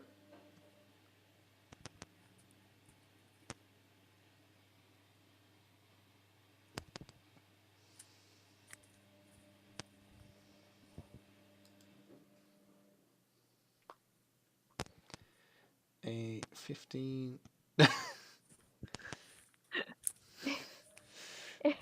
I am now curious as to what chat that was meant to go into, but all good. 15 is a hit.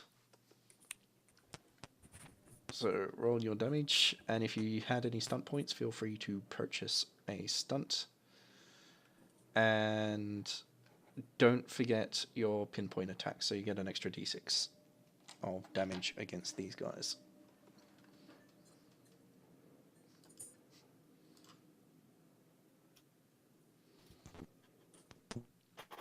Mm-hmm. 15 damage. Awesome. So that was to the nearest guy to you?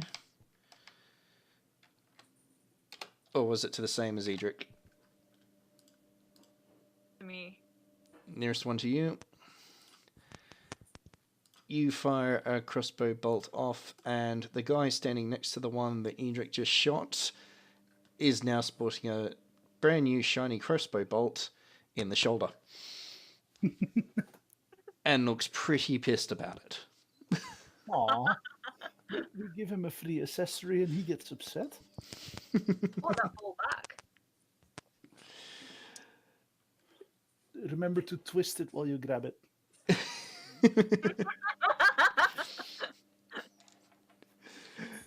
Rightio. We are now on to Tarin. So Tarin's going to jump in and just flail about a bit, basically, as he usually does. But he's going to try and think tactically. Is there any way he can get almost close to or in front of the horses, and whoever's closest to them, in a sort of attempt to put himself in between the horses and moving again?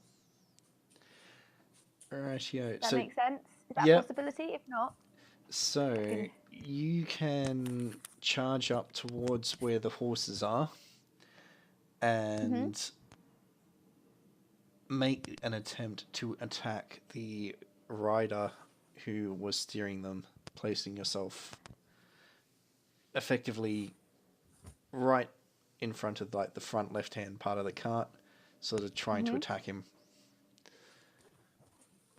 okay. I'm going to go for that. I don't think it's the wisest option, but I'm going to go for that.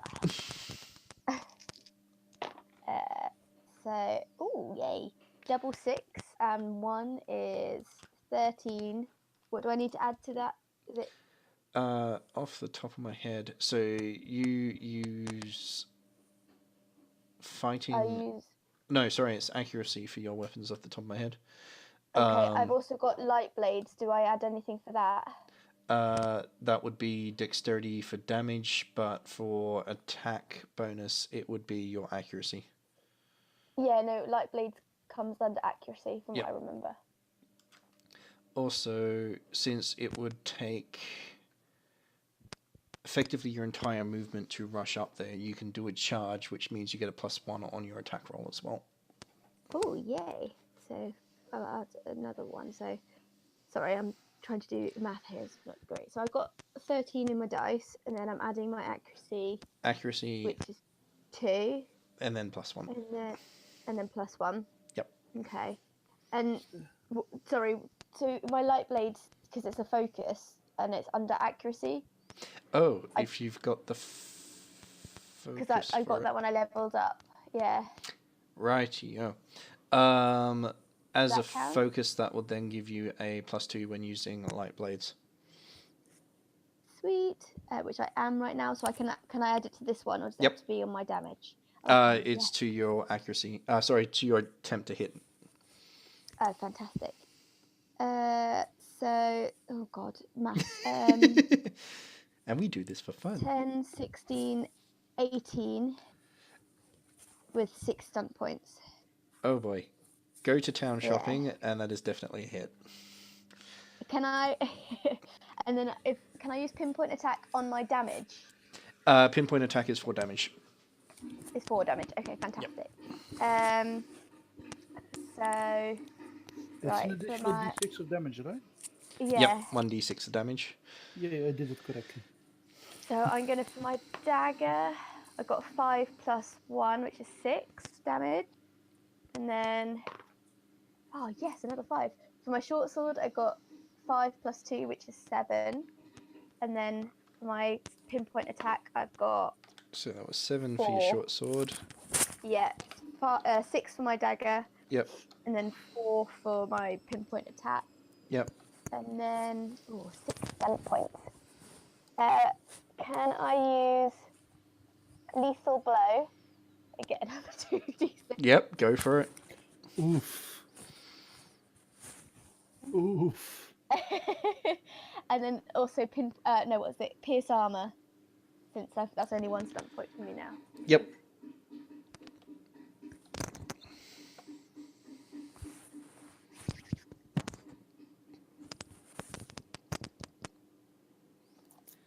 So, Do I need to write that all out for you? hang on. You did a lethal blow, so that's an extra 2d6. So I've currently got a... I got 9 on that one. Oh, 9 on that one. So that's a 7, a 6, Yep. a 4, and a 9. Yep. And then also, can I do pierce armor with my remaining stunt Yep. point, please? Can do. Thank you. Rightio. So you rush up and start slashing with both dagger and short sword and just start laying into him. He has next to no armor to speak of, and he is a bloody mess sitting in that seat. He's still breathing, and he is still moving, but you think a stiff wind would blow him out of that chair. Whew, feeling pretty proud of myself right now. Well done. Not Uh, expecting that. You have Mug's approval. You're all good. Yes. All I hope for in life is Mug's approval right now. Edric, you're back up. Hmm? You're I'm back all- up.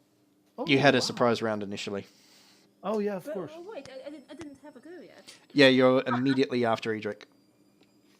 Ah. I get to go again because I had a surprise action. They effectively weren't expecting Edric to shoot at the first thing he saw. I'm gonna take the minor action. Quickly check if that was a minor action. That's flying combat.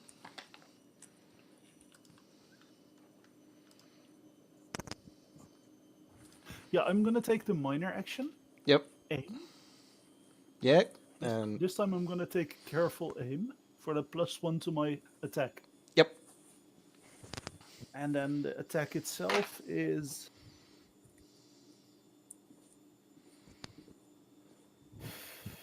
4 stunt points for a total of 5 plus 4 plus 4 plus 3, 4, 17 to try and hit. Yeah, that hits.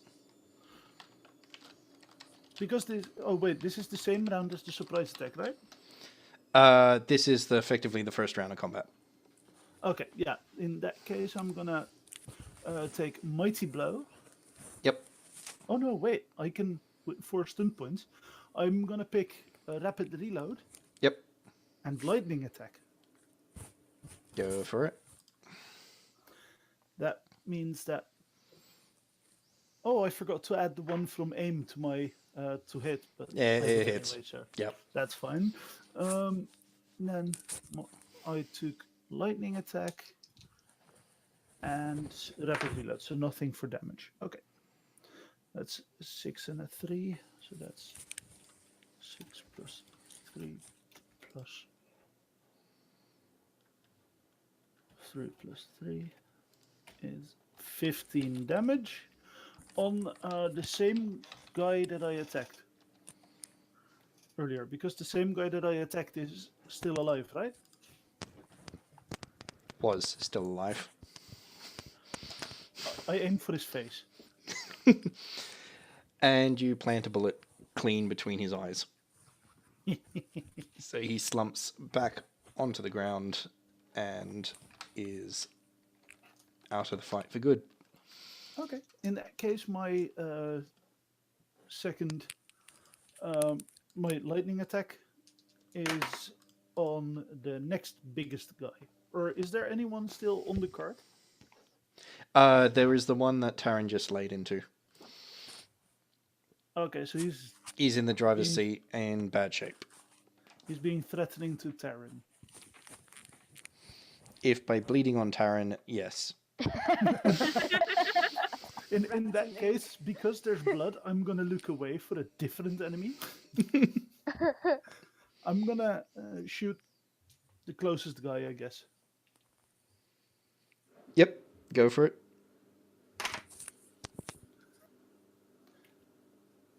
So no stunt points on this one, because it's the lightning attack thing. Yep. But I do get my normal plus 4, so that's 18 to try and hit him. Yep, that's definitely a hit. And damage-wise, that's 15 again. Rightio, so the one sporting the nice crossbow bolt to the shoulder also kills back against the cart dead. Oh. And in the meantime, Edric, you roll a willpower check. And we go on to... That sounds wonderful. Mug. You're up. Oh, did you just triple one, Edric? Yes. Oh, And keep in mind, I get to add my willpower bonus to this, which is -1. I rolled a 2. Wait. You have a -1 willpower. Yup. Edric, you literally turn around and peg it around the corner so that you can't see the blood. Okay. Okay. So, what can I do? Am I actually there already? Can I just attack people? You are close enough that you could do what Tarin did, which is effectively run full pelt up to the cart and attack. There is one person still standing looking like a deer in headlights near the cart, and one bleeding very badly in the front seat. I mean, at this stage, the cart is still functional and could move, or is the horse dead? The horses are still alive and kicking. The car, in theory, could be moved if the driver was in a position to do so. Has the driver been killed yet?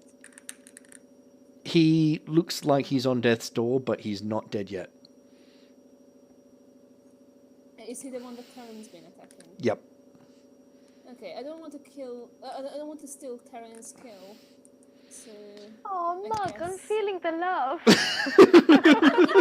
Too easy, to be honest. So, from your perspective, you can see the one standing near the back of the cart, and he has so far been unharmed. Okay, I guess I will attack them. Rightio, so you do a full charge to reach him, and then make your attack, and +1 to your attack for the charge. Oh, I get a +1 for the attack. Yeah, because you've had to run at full speed to get there. Is it also strength? It is fighting to hit, and then strength added to your damage. Okay.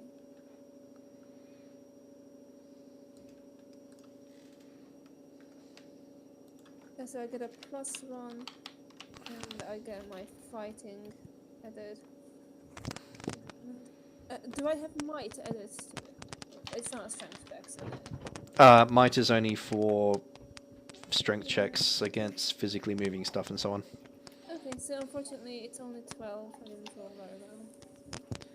So you rush up and, in your enthusiasm, bury your axe just to the side of this guy's head into the cart Oops. Oh well. and rip it back out. Actually, off the top of my head, do you have an axe or do you have a maul? I believe it's actually a maul. It's a mole. So you've pumped a nice, wonderful hole in the side of the cart. I bet that guy is enthusiastic about my next move. He seems to be considering his life choices right about now. Up next, we got Bingo. Oh, well, wait. Can I say next time I won't miss?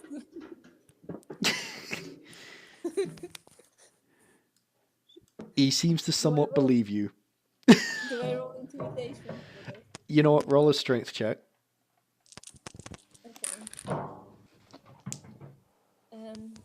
Does this get? Oh no, this doesn't get smite added to it No. either. What can I use might for anyway? For example, if you wanted to try and shove this cart over or bust a door down or something like that. Okay. He looks like he thoroughly believes you. Good.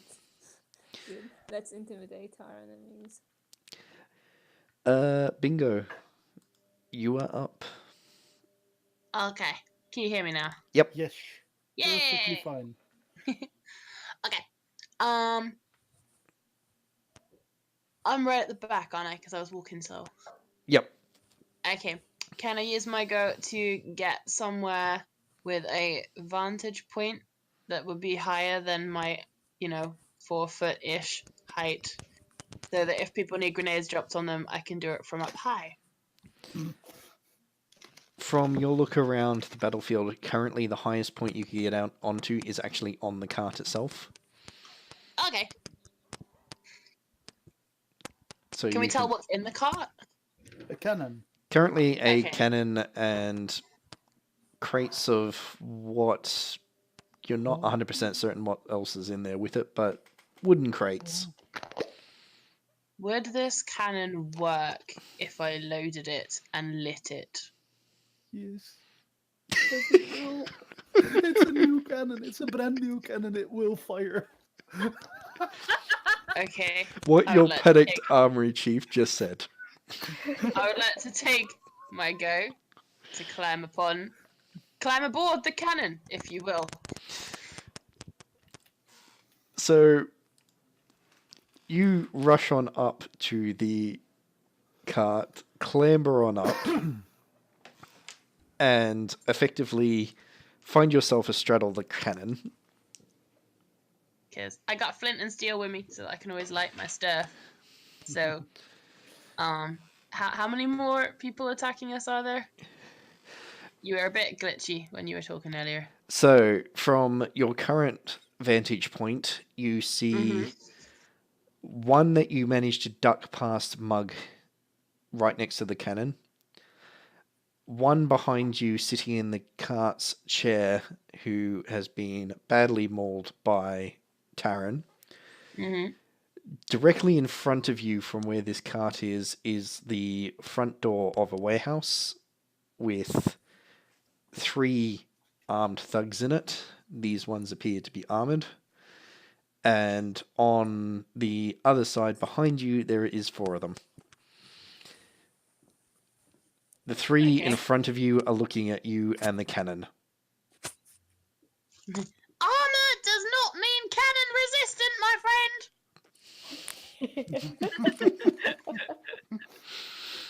Can I applaud that mid-panic? Is there enough time to ask whoever I would go for? I'm going to go for Mr. Beardy Guy. Do we want them alive?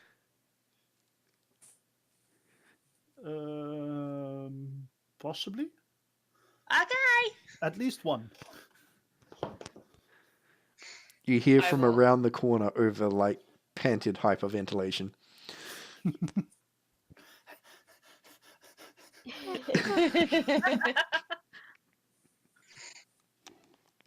Okay. Then I will just prepare myself. I will get one of my grenades out and put it in the cannon Noted. along with some like, I don't know, stuffing or something that can go behind it. You start I'll get rushing my steel around and the. prepare. You start rushing around the car and loading up the cannon for a shot. You don't find exactly everything you need, but you make do with what is there. I'm going mad with power. And now I will wait and see if they decide to behave themselves. And if not, I will fire. Rightio, that brings up their turn. So the one in the cart chair is going to attempt to swipe at Tarin with a dagger. And that would be a 11 to hit you, Tarin. What am I putting it against? That would be against your... Off the top of my head, I can't quite remember the term for it. Against Defense. my armor? Defense. Oh, my defense. Hang on a minute. Sorry, I'm downstairs icing a cake. 2 seconds. That's Run right. back upstairs. I will quickly see if I've got your sheet on me. Defense is 14. Right, yeah, that's a swing and a miss. So that one did not get anywhere near you. Sweet. The one standing near you, Mug, panicked, tries to make an attack.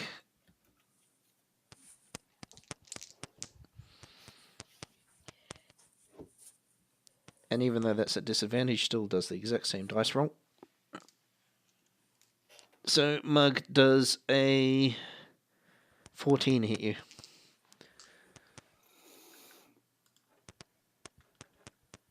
Actually, I'm looking at your defense right now because yours is a sheet I've got up. A 14 does hit.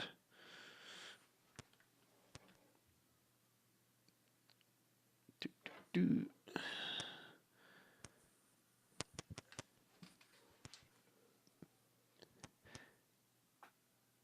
Do we actually have a Mug there? I see microphone, but no sound.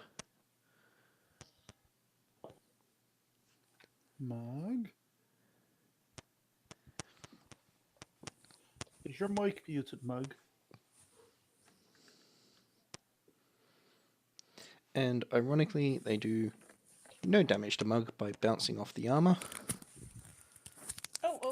Wait, sorry, I missed that one. No, that's right.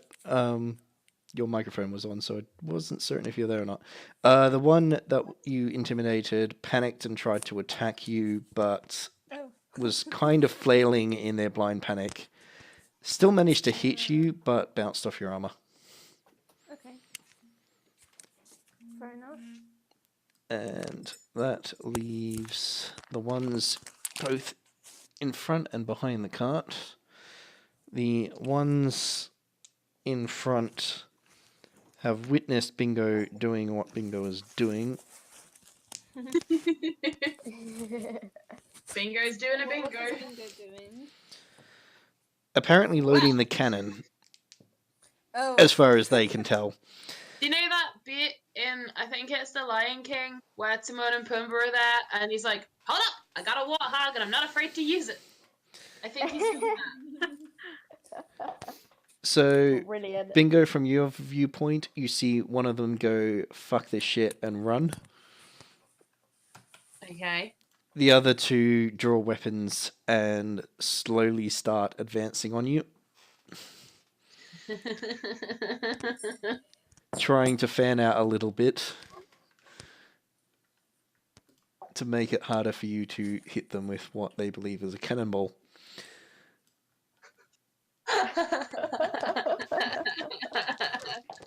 I know Bingo, I know that's not a cannonball.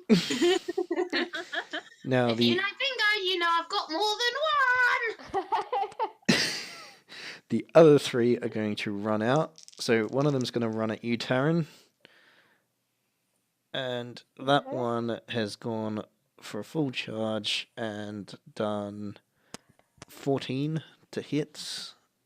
So yes, that is a hit, isn't it? Because I've Yep. got defense 14. Yep. That will be 7 damage. Armor is 3, so 4 damage. 4 damage, yep.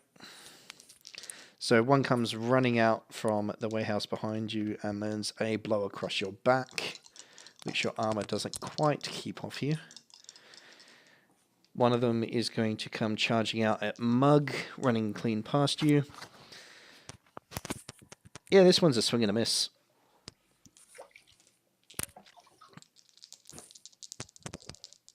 He misjudges your height, Mug, slightly, and aims as if you were human and sends a blow over your head. The last one is going to go running out looking for Edric and sort of stop, a little confused, wondering where the heck you went after blasting someone. The last one is going to stay in the door, just watching. And that's their turn, and brings it back up to number 1 in the turn order, Whisp.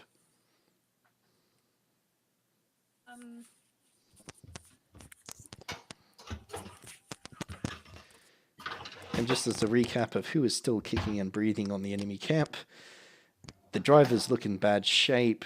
Mug has 2 standing next to him, and there is one that's managed to hit Tarin across the back. And then there are 2 slowly approaching Bingo on the left, and one that's standing on their own on the right. I use reload, but also minor action. What was it? Him? I heard reload and I missed the next bit. And aim for the minor action one. Yep. That you can do. So you reload and take the time to aim your crossbow. So on your next turn, you'll actually get a shot with the aim bonus.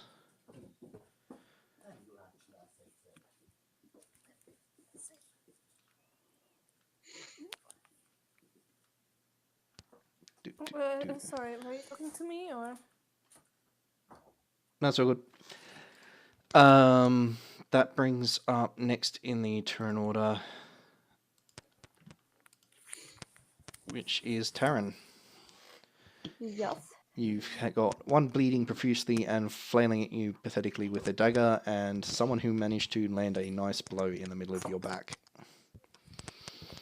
I'm going to assume at this point that the one who's near death is probably not going to be in huge danger at the moment, and turn and face the one who's just slashed me across the back. Yep. And oh, it's not looking good. What is it I add to my attack?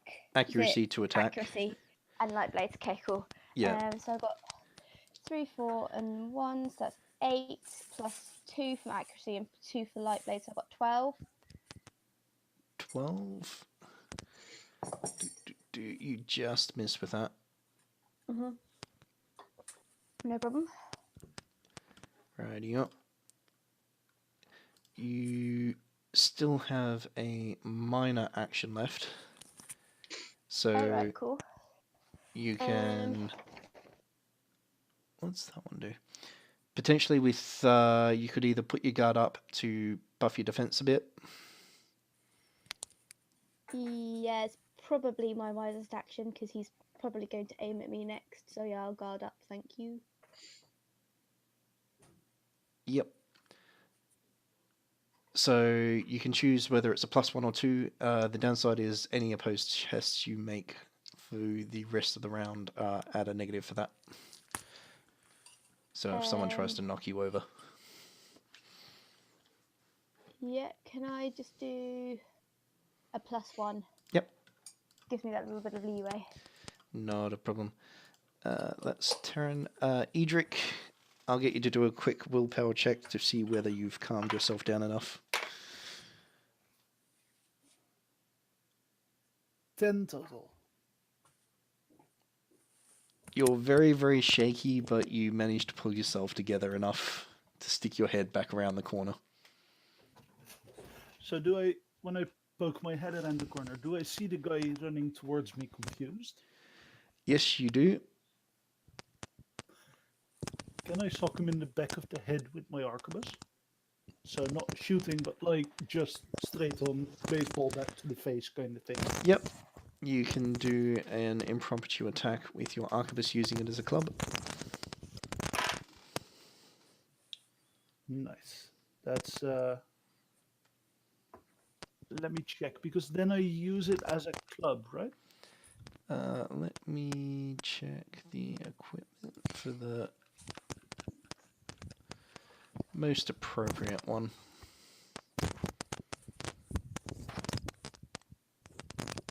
That's blades, which is not right. It's effectively do 1d6 plus 3.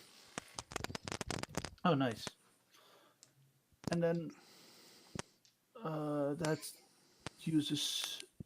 does it count as a stave where club is? Yeah, yeah.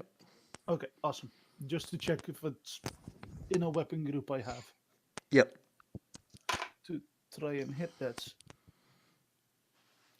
4 plus 4 plus 3 plus... This would be accuracy to try and hit. Seems, and to try and hit would be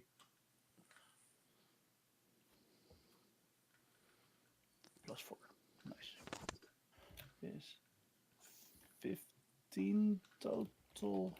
With Yep. 4 stun points, if I mathed it correctly. That hits. Okay.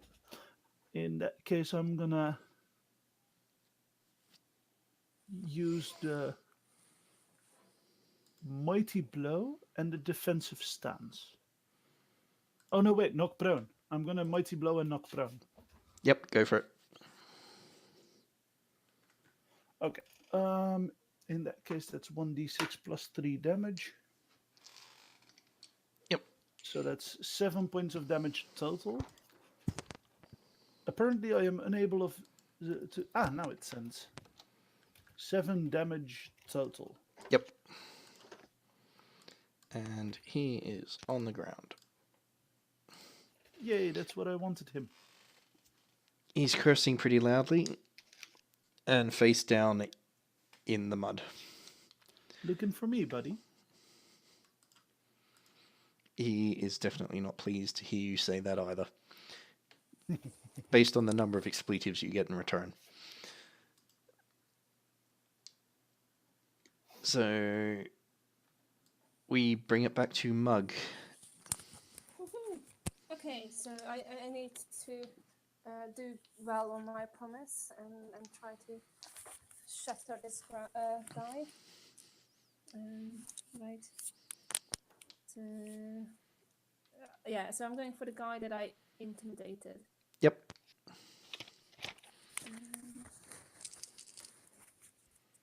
And yeah, it's just a normal attack, right? Yep, just a normal attack. So that will be your fighting plus your dice. Yeah, this is not a great one. So,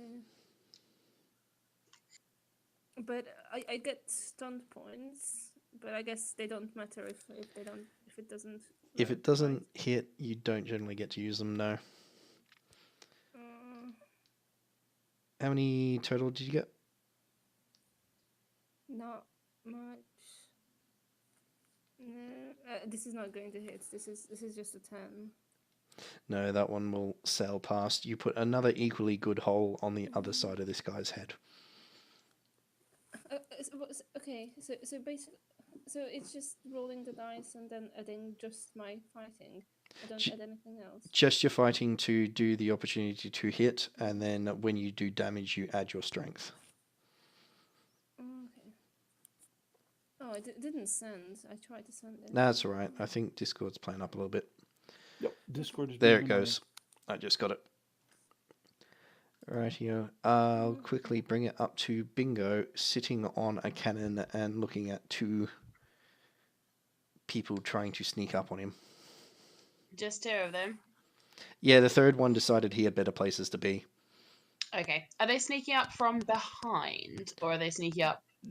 In front of you and trying to split up a little bit, thinking that you'll just plant a cannonball between them. That's so kind of him.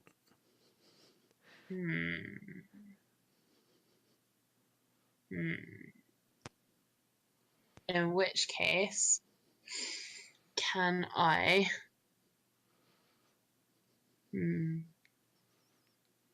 I want to try and fire the cannon. Why not? Rightio. I'm going to get you to roll Oh God. a dexterity. Dexterity. Okay. I'm okay at these. Okay. Does something special happen if you get all the same number?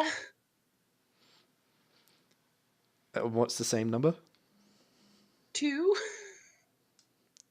So you got a grand total of 6, but all triples. I got 6 plus my dexterity, so 9. Rightio. So hang on. So the 2's triple. Rightio. So I'm just checking what that does.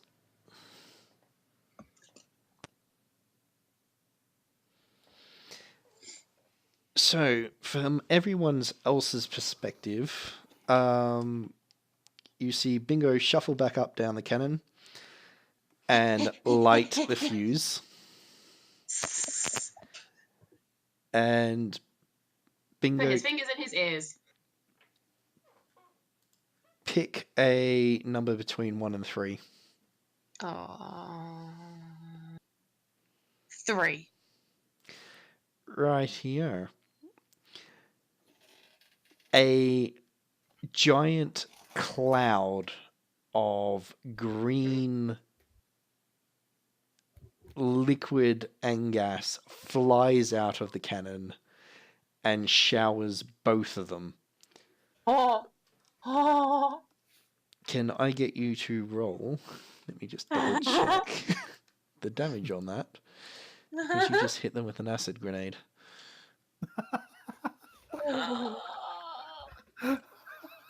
I love drug deals.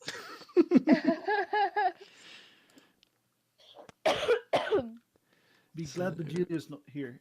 He would be very concerned with that sentence. Right, yo. So that's 3d6. 3d6. Okay, I'm gonna pick my awesome dice for this. Okay, come on. Okay, alrighty. We've got 11. Rightio. Both of them scream, and you can see that their clothes are melted in places like the actual fabric has been eaten away, and they are in a lot of pain. They're still standing, and they're not happy with you in the slightest. Well, you shouldn't have tried to sneak up on us, should ya? That's not very nice. The other thing that you do notice is that their light armor is very damaged by that as well. Ooh, noted. Can I shuffle backwards a little bit along the cannon? And Yes, you can. You're like a prepare. little kid that's sort of like on a playset that's way too big for themselves, and you're sort of scooching yourself along the cannon barrel. just have a look for a means of exit. Noted. And we'll bring it up to, funnily enough, them. So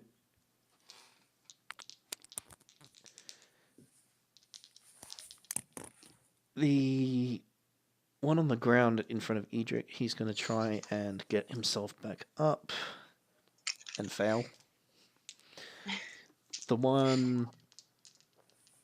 Oh, sorry. The one in the chair is going to take another swipe at Tarin and miss by a country mile. And the one behind you, Tarin, doesn't do much better. Sweet.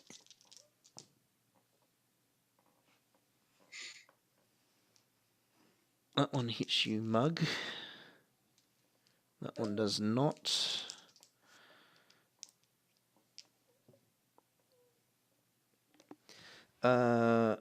So the one who you intimidated flails and still misses you, Mug. The one who's attacked you from behind readjusts his aim and swings and hits you in the back, since you're happily ignoring him, with his short sword, and does 3 points of damage on top of your armor.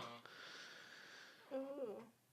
So that was a total of 7 reduced by your armor of 4. So 3 points of hit point damage. Little flies, they are.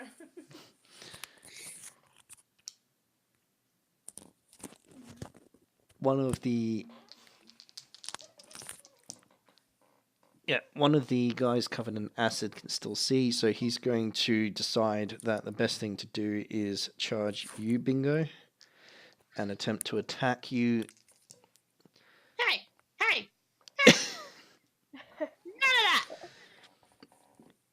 He's sort of squinting through burnt eyelids and everything like that, trying to rub grime and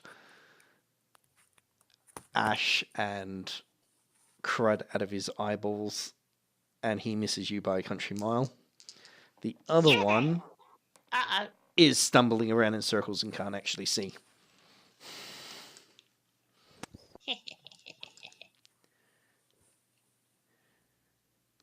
And that brings us to the top of the order again with Whisp.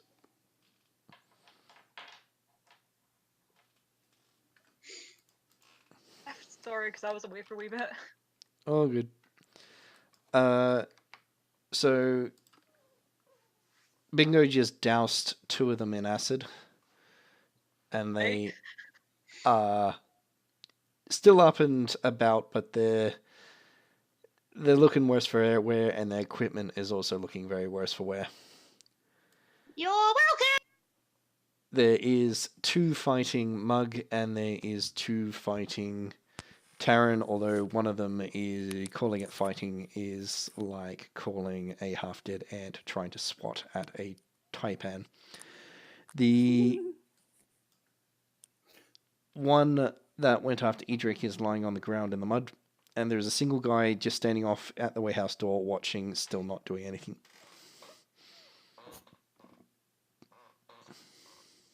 That's going for Tarin then. Go for one of the ones going for Tarin? Yep. So you can roll to attack that one.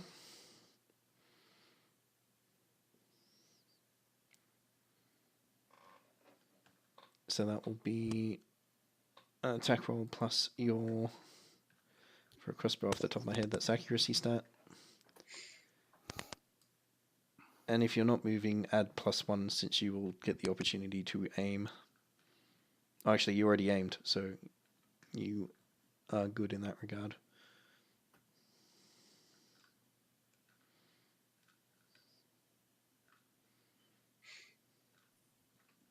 Hello.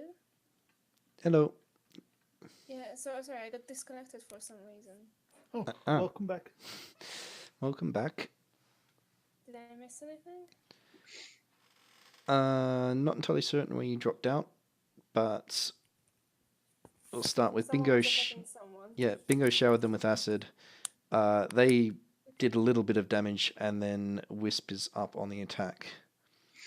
Okay, cool. Righty. Oh, I'm going to roll a dice on that.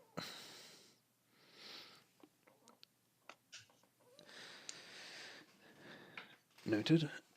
So, Wisp, you aim at the one that is fighting Tarin on the ground next to the cart, you miss with your shot. However, the one that's up on the cart has leaned out to take an attempt at stabbing at Tarin and cocks your crossbow bolt instead. So please roll damage.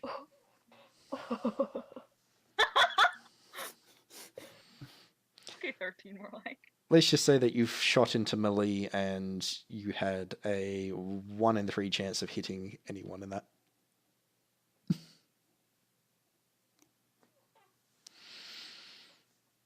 Did it just cut out for everyone, or was that just me? Oops, sorry. No, it was just like disconnected then reconnected. Oh, okay. It did that to Mug literally about a minute ago. It's not showing me any disconnections though. Did we jump server in the meantime? No, I've not moved it. Me neither. Let me just bump us quickly back to... Alright, hopefully that stabilizes it a bit. 8 damage. Alright, so he's leaned out of the cart to take a swipe with his dagger at Tarin and wound up with a crossbow bolt through the neck for his trouble and just toppled out of the cart. Tarin, you hear a meaty squelch behind you. Tarin's gonna squeal, take a quick look around, and then just kind of fling back really quickly so he's still facing his opponent, but kind of breathe a sigh of relief that the person behind him is not really an issue anymore. And with that, it's actually your turn. Sweet. Well, since I've got only one opponent to deal with, I'm going to have another attack at him. Yep. Seems like the logical choice. Oh, yes. Double 6s and a 1. So that's plus my... sorry. 13 plus my accuracy is 15 plus light blades is 17. That's a hit, and you get 6 stunt points. Yeah. Ooh. Got to remember to start typing these down. So let's do my damage. So for my dagger, I've got 5 plus 1. For my short sword, I've got 5 plus 2, which is 7. So 6, 7, and then I'm going to repeat what I did the last time, I think, with my 6 points. Yep. And I'll go for... Where's it gone? There we are. A lethal blow. Yep. I got 5 on lethal blow. And then pinpoint as well.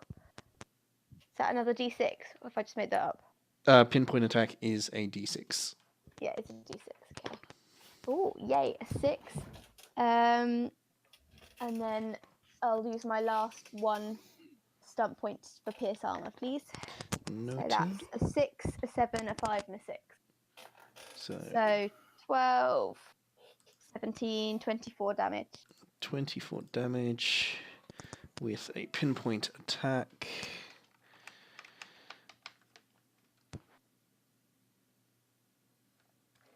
My brain just completely malfunctioned there. That was 24 damage, right? 6 plus 7 Yeah, plus with pierce 5 armor. plus 6.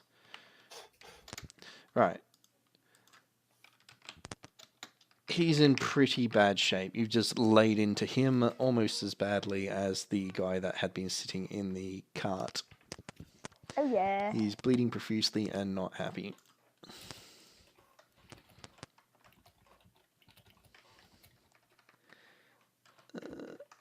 Pop that there.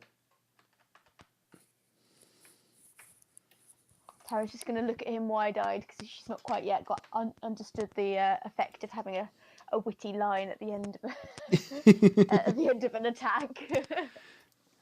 Oh, good. That brings us back round to Edric. You're currently standing over the top of a prone guy on the ground.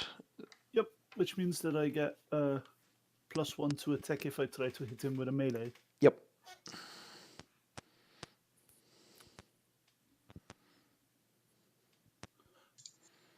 Does a meat cleaver qualify as a light blade?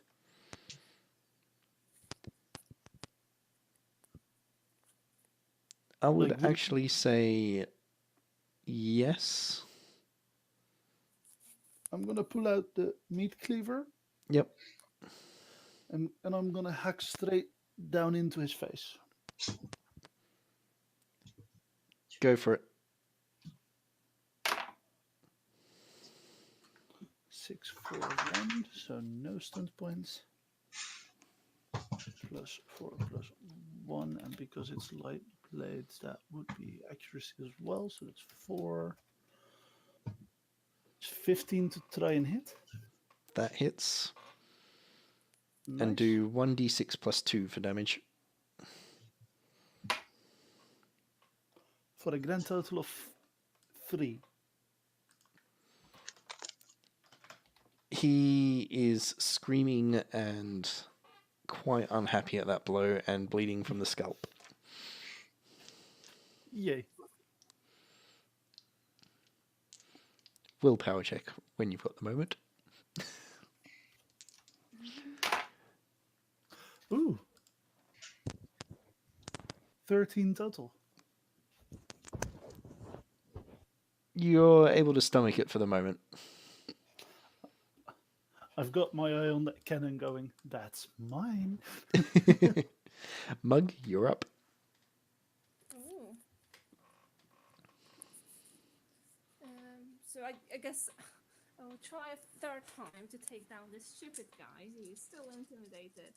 And I'm still not. Okay.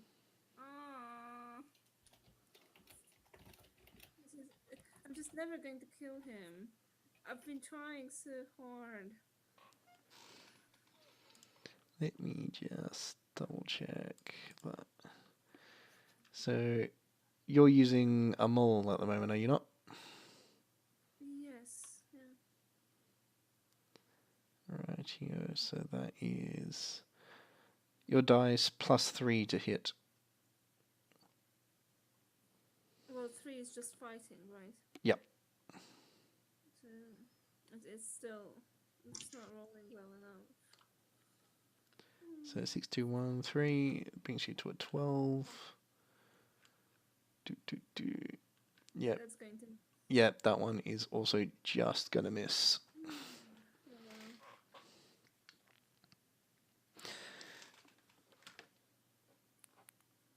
Yep, that will miss the one that's directly in front of you. Although you still have an opportunity to take a minor action, that can still be anything up to including trying to intimidate him further. Yeah, I guess I'm really angry, so I guess I will be pretty intimidating. Yep, I'll just get you to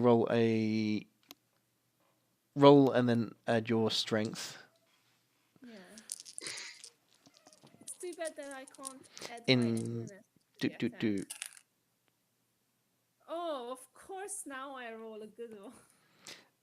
Well, I'm going to presume you rolled better than a 6. Yeah. Right. Fine. He drops his sword. Wait for my actual. Yeah, that's strength. So that's 18. Yeah, Did he get a 6? he got a flat 6. You've Yeah, so 3 times as much. he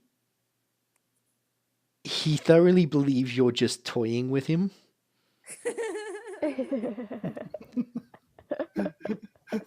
And he's just he's worried that when you actually do connect, he is just going to be meaty paste. He just straight up surrenders. Nice. Finally. The guy that's been attacking you from behind just mutters coward. You're next.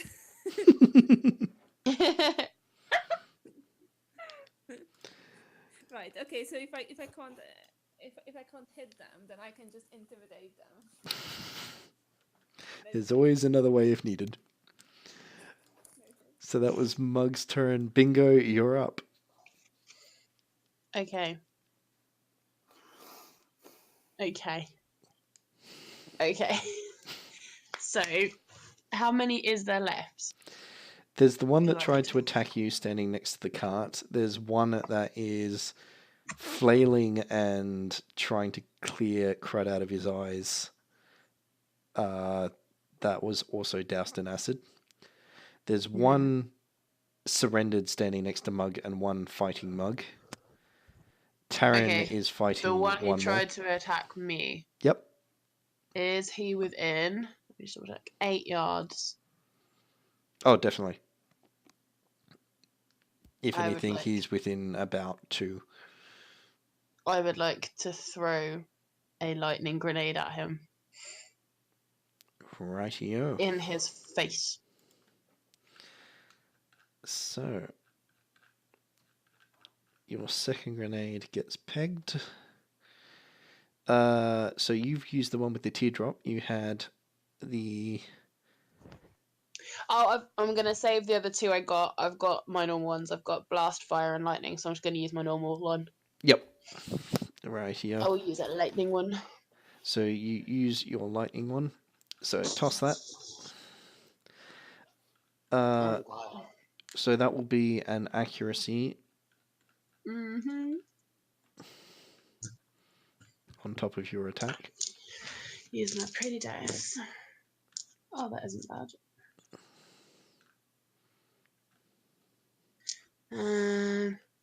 17. 17. Rightio. So Bingo's actually alright at this whole grenade thing, you know? that does land exactly where you want it. On his That's nose. 2d6 damage. This is bloody damage. Aha! That was a 6 and a 1. So 7. That's right. So you see lightning arc out all around this guy, and it scorches even underneath his armor. He Yeah, very is childish laughter. he's covered head to toe in burns. That's so creepy. Sorry, it's behind the mouth. That's even better. And he is absolutely fuming at you. Literally.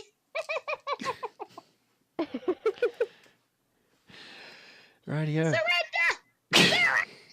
Lightning rod! Roll a strength check if you want to try and intimidate him into surrendering. A strength from Bingo. Okay. Yep.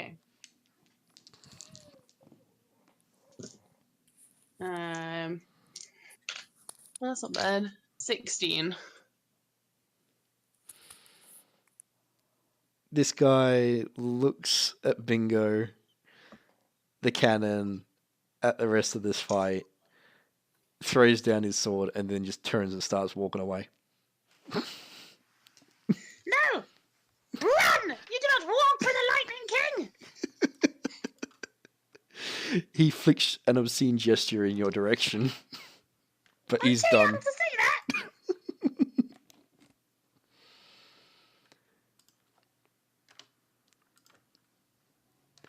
Okay. I guess I'm done for now. And we're up to them quickly. So, Jesus, you're cutting through them like a hot butter through knife. And I completely messed up that sentence while trying to math. Like hot butter through a knife? Yep. I'd like to see that knife, by the way. Like a hot knife through butter. That would be the one. So the other one that was doused in acid is flailing around uselessly still. The one fighting you, Tarin, is going to try to attack you. Okie dokie. Don't worry anything, he just flailed miserably. Okie dokie. Hey, The- is his name Flaley? He's distantly related. The one fighting you, Mug.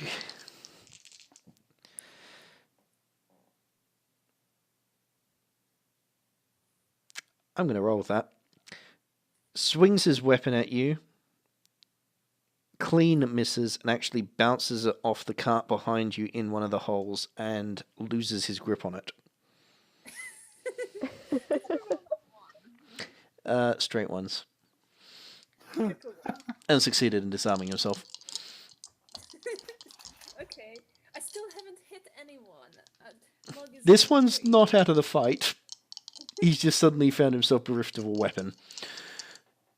The one in front of you, Edric, is going to attempt to get up and take a swing, and he's going to roll to his feet.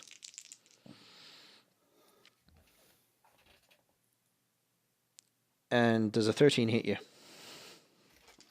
Let me check. I've got defense 13. So that will be a hit. Yep. And that will be 7 damage. Of Negated the by armor? armor. So that would be 4 damage.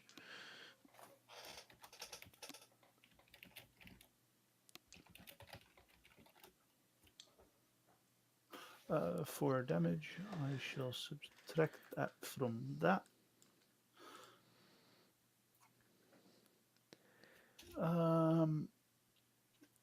And he's standing up then, I guess? Yeah, he's now standing directly in front of you. Huh. That was not the plan. Okay, I still have a loaded arquebus in my hands. Yep. I'm aim at his throat and pull the trigger. Righty-o. So that will be done on your turn. Oh yeah, wait, it's not my turn. Yeah, it was their Sorry. turn. Oh, good. But noted for what you'll do, because that's actually the end of their turn. The guy...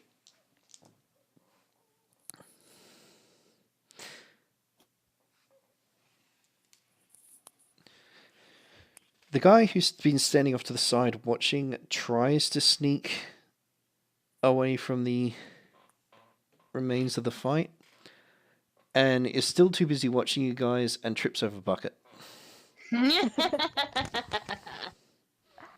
That said, I'm swapping those dice out and submitting Exactly according to plan. because that was...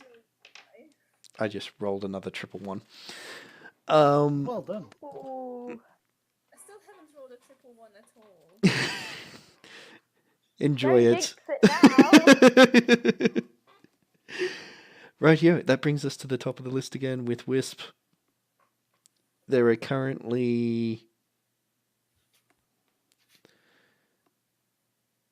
3 armed people still standing,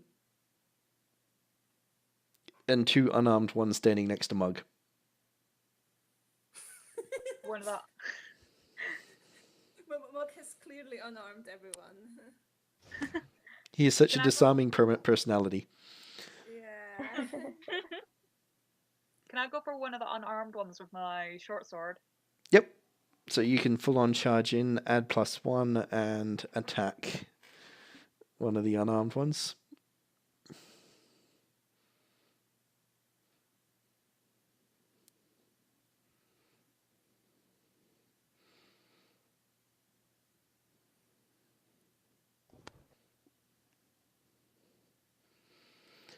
And that will be a miss.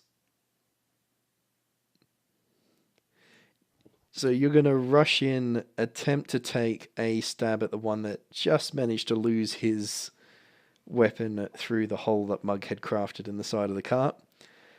And just as you go for a lunge, he leans in to try and reach for that same weapon and accidentally sidesteps out of the way.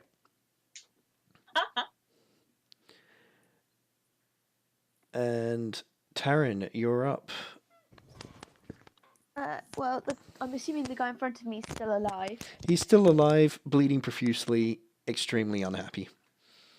Well, in which case I'm going to attempt to off him this time as well. Go for it. Oh, not so great this time.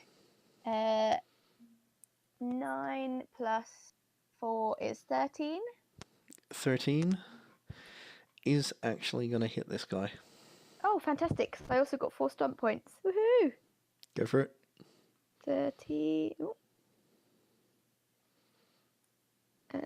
4 SP. There we are.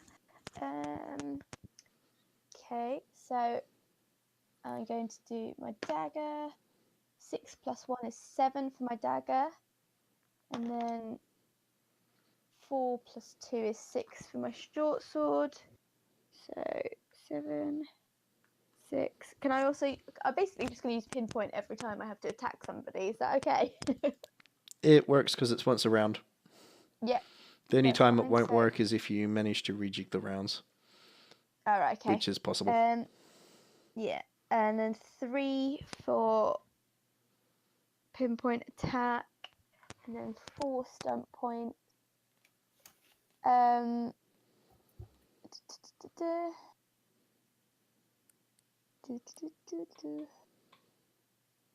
I do... Oh, lightning attack. I don't... It says I get another attack at the same enemy, but I don't know how that works. What I'm going to say is, how would you like to kill this guy? Oh, can it be something amazing but really unintentional? So, like, he's just been flailing about and then does something that is so dramatic and like crazy, but it looks like an amazing hit, but it was complete fluke. That you can do. Let's just say that you stacked up enough damage to get away with this. All right, fantastic. So when you first engaged him, you were just slashing wildly and inadvertently finding weak points in his leather armor. Yep. You've launched into the same kind of attack, and in what you think is desperation, just lunge forward with both your weapons and actually just impale right through and out the back with your short sword. And sink your dagger in just as well. He is slumped, held up purely by your weapons. Sweet. Oh. Tara's just going to look a bit befuddled and be like, oh, did I do that? Oh, okay. Wait, is that our first official kill? No, I think I killed people back in Freeport, but it wasn't they were kind of more joint efforts, I think. From what I recall. This is the first solo kill for Tarin. Yeah. For Tarin. First solo kill, I think, yeah. Woo! Woo! I'm cheering, but not so loudly, because in the next room my fiance is sleeping. Oh, sorry. So as you stand befuddled, like, the body just slides off your weapons and onto the ground. Sweet. That brings us to Edric, who I believe you had a plan guy for. stands in front of me and attacked me, right? Yep. Okay, I'm gonna I put Daddy on his throat. Yep. And I pull the trigger. Go for it. Roll your attack. Ooh. Shit, one of them is cocked. Aw. I had 6, and the third 6 was cocked. Like, it was on a 6, but not entirely. And now it's not a 6 anymore, but it's a 1. Oh. I mean, I reckon I still hit, because 17 total. Yep, that is a hit. Roll your damage. With 6 stunt points. Yep.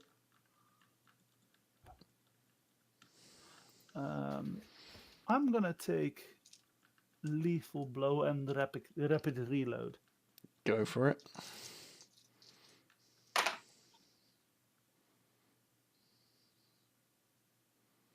So that's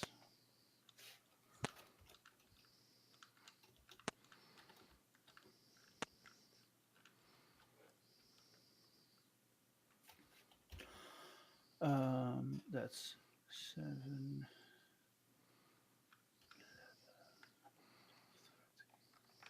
19 damage.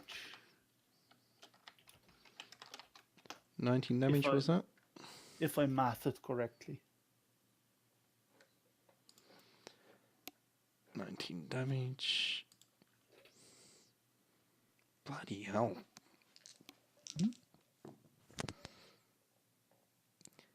You fire directly into his face. And he goes flying backwards in a cloud of black powder smoke and blood and lands flat on his back. He's bleeding, not moving, but still faintly appears to be breathing.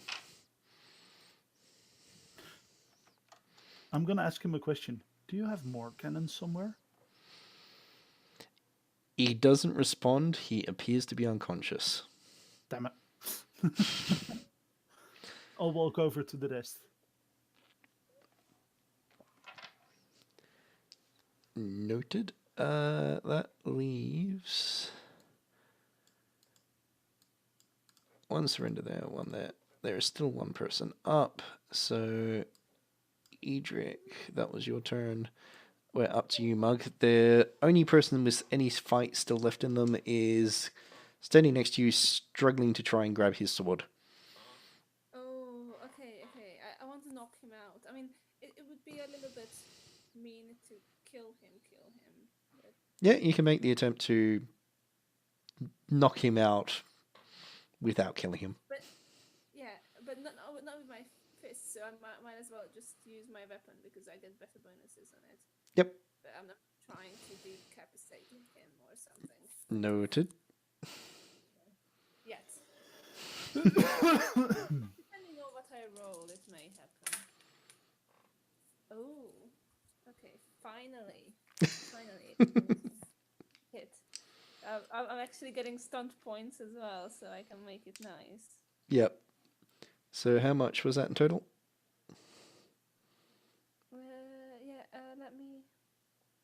Let me just put it in and count it up. So I'll have 6 stunt points. Yep.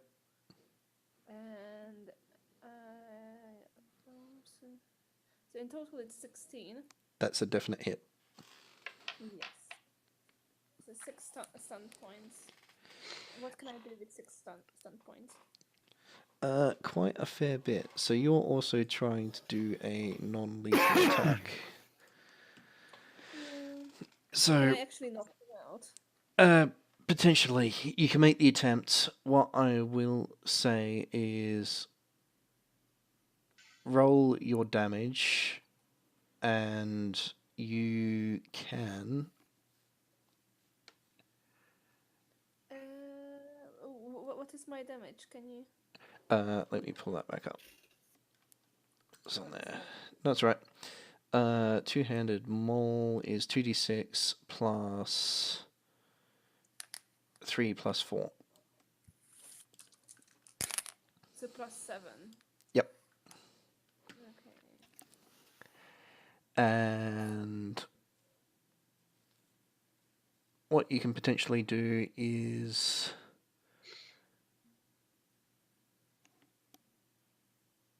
that's your straight up damage. You could knock him prone, and with the remaining 4 points. So that's 13 points of damage. Oh, 13 points of damage, sorry. Yeah, you can do a mighty blow for an extra d6. Oh, okay, yeah. So an extra d6 of damage. Yeah, knock him prone, so that will knock him onto the ground. That's 6 points of damage, just so you know. Yep, so that puts him up to 19. Yeah. And if you knock him prone, he'll be on the ground. And to follow it all up, you could, in the same attack, actually threaten him. Just threaten. I thought I could like sit on him or something.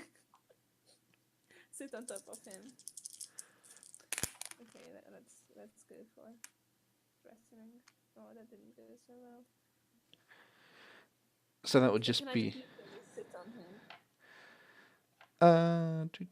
him? Actually, what you can do is actually do a disarm to make sure that his weapon's nowhere near him. Oh, okay. So, roll 1d6, add your strength, add your might. Okay. So I'm not threatening. No. Again. So 1d6. Yeah, plus my strength, and the might is 2, right? Yep. Okay. That's 8 total. Running out. So, what you do is you just lay into him with your hammer so hard you knock him clean off his feet onto the ground, and he drags his weapon back out of the hole in the cart with him. You proceed to then smack that weapon with your hammer and send it meters down the road. At which point, he's going to magnificently fail his willpower check. Can I just say, I told you were next. He doesn't do much except for groan.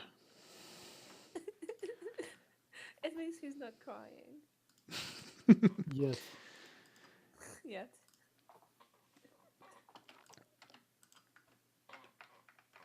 A quick glance around, and you can see that the two near you mug are completely out of the fight. They've all but surrendered. One just delivered a single blow. But Mug is sad. One didn't fight enough. There is still one sort of flailing around. His eyesight appears to be completely gone, which was the one that got doused in a nice acid cloud filled with crud by Bingo. Sorry. And the one that tripped over Bucket seems to have vanished.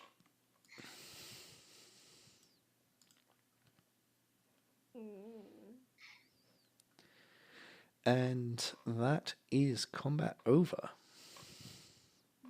For now. You have your 3 prisoners, your 4th if you count the guy that's flailing around with a weapon.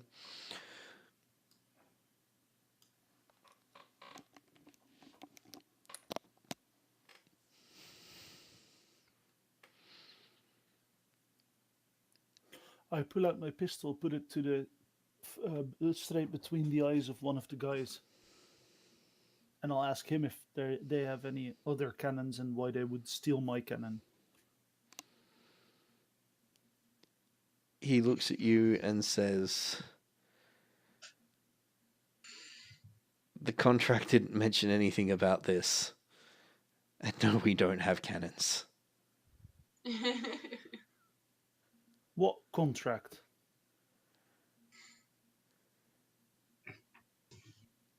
He looks at your pistol, then looks back at you. I cocked the pistol.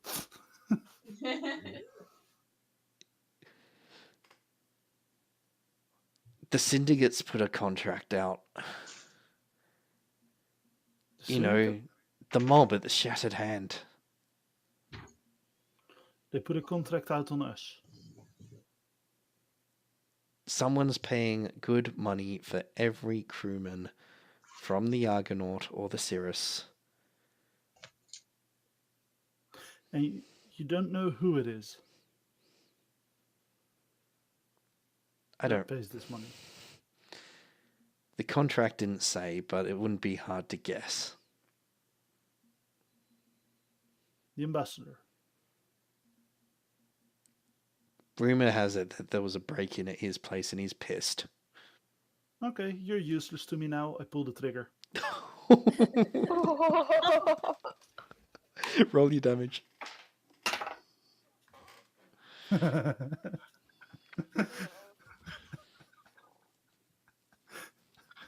22 damage. Oh. I'm only 2 points below max damage for this pistol. Oh wait, no, it's never mind. I rolled the wrong weapon. It's a full reroll, and then it's only 1d6 instead of 3. It's 12 points of damage. Noted. And was this the one that you had captured after hurting quite badly? This is one of the guys that remained. Noted. Oh, actually, no, he's on the ground unconscious.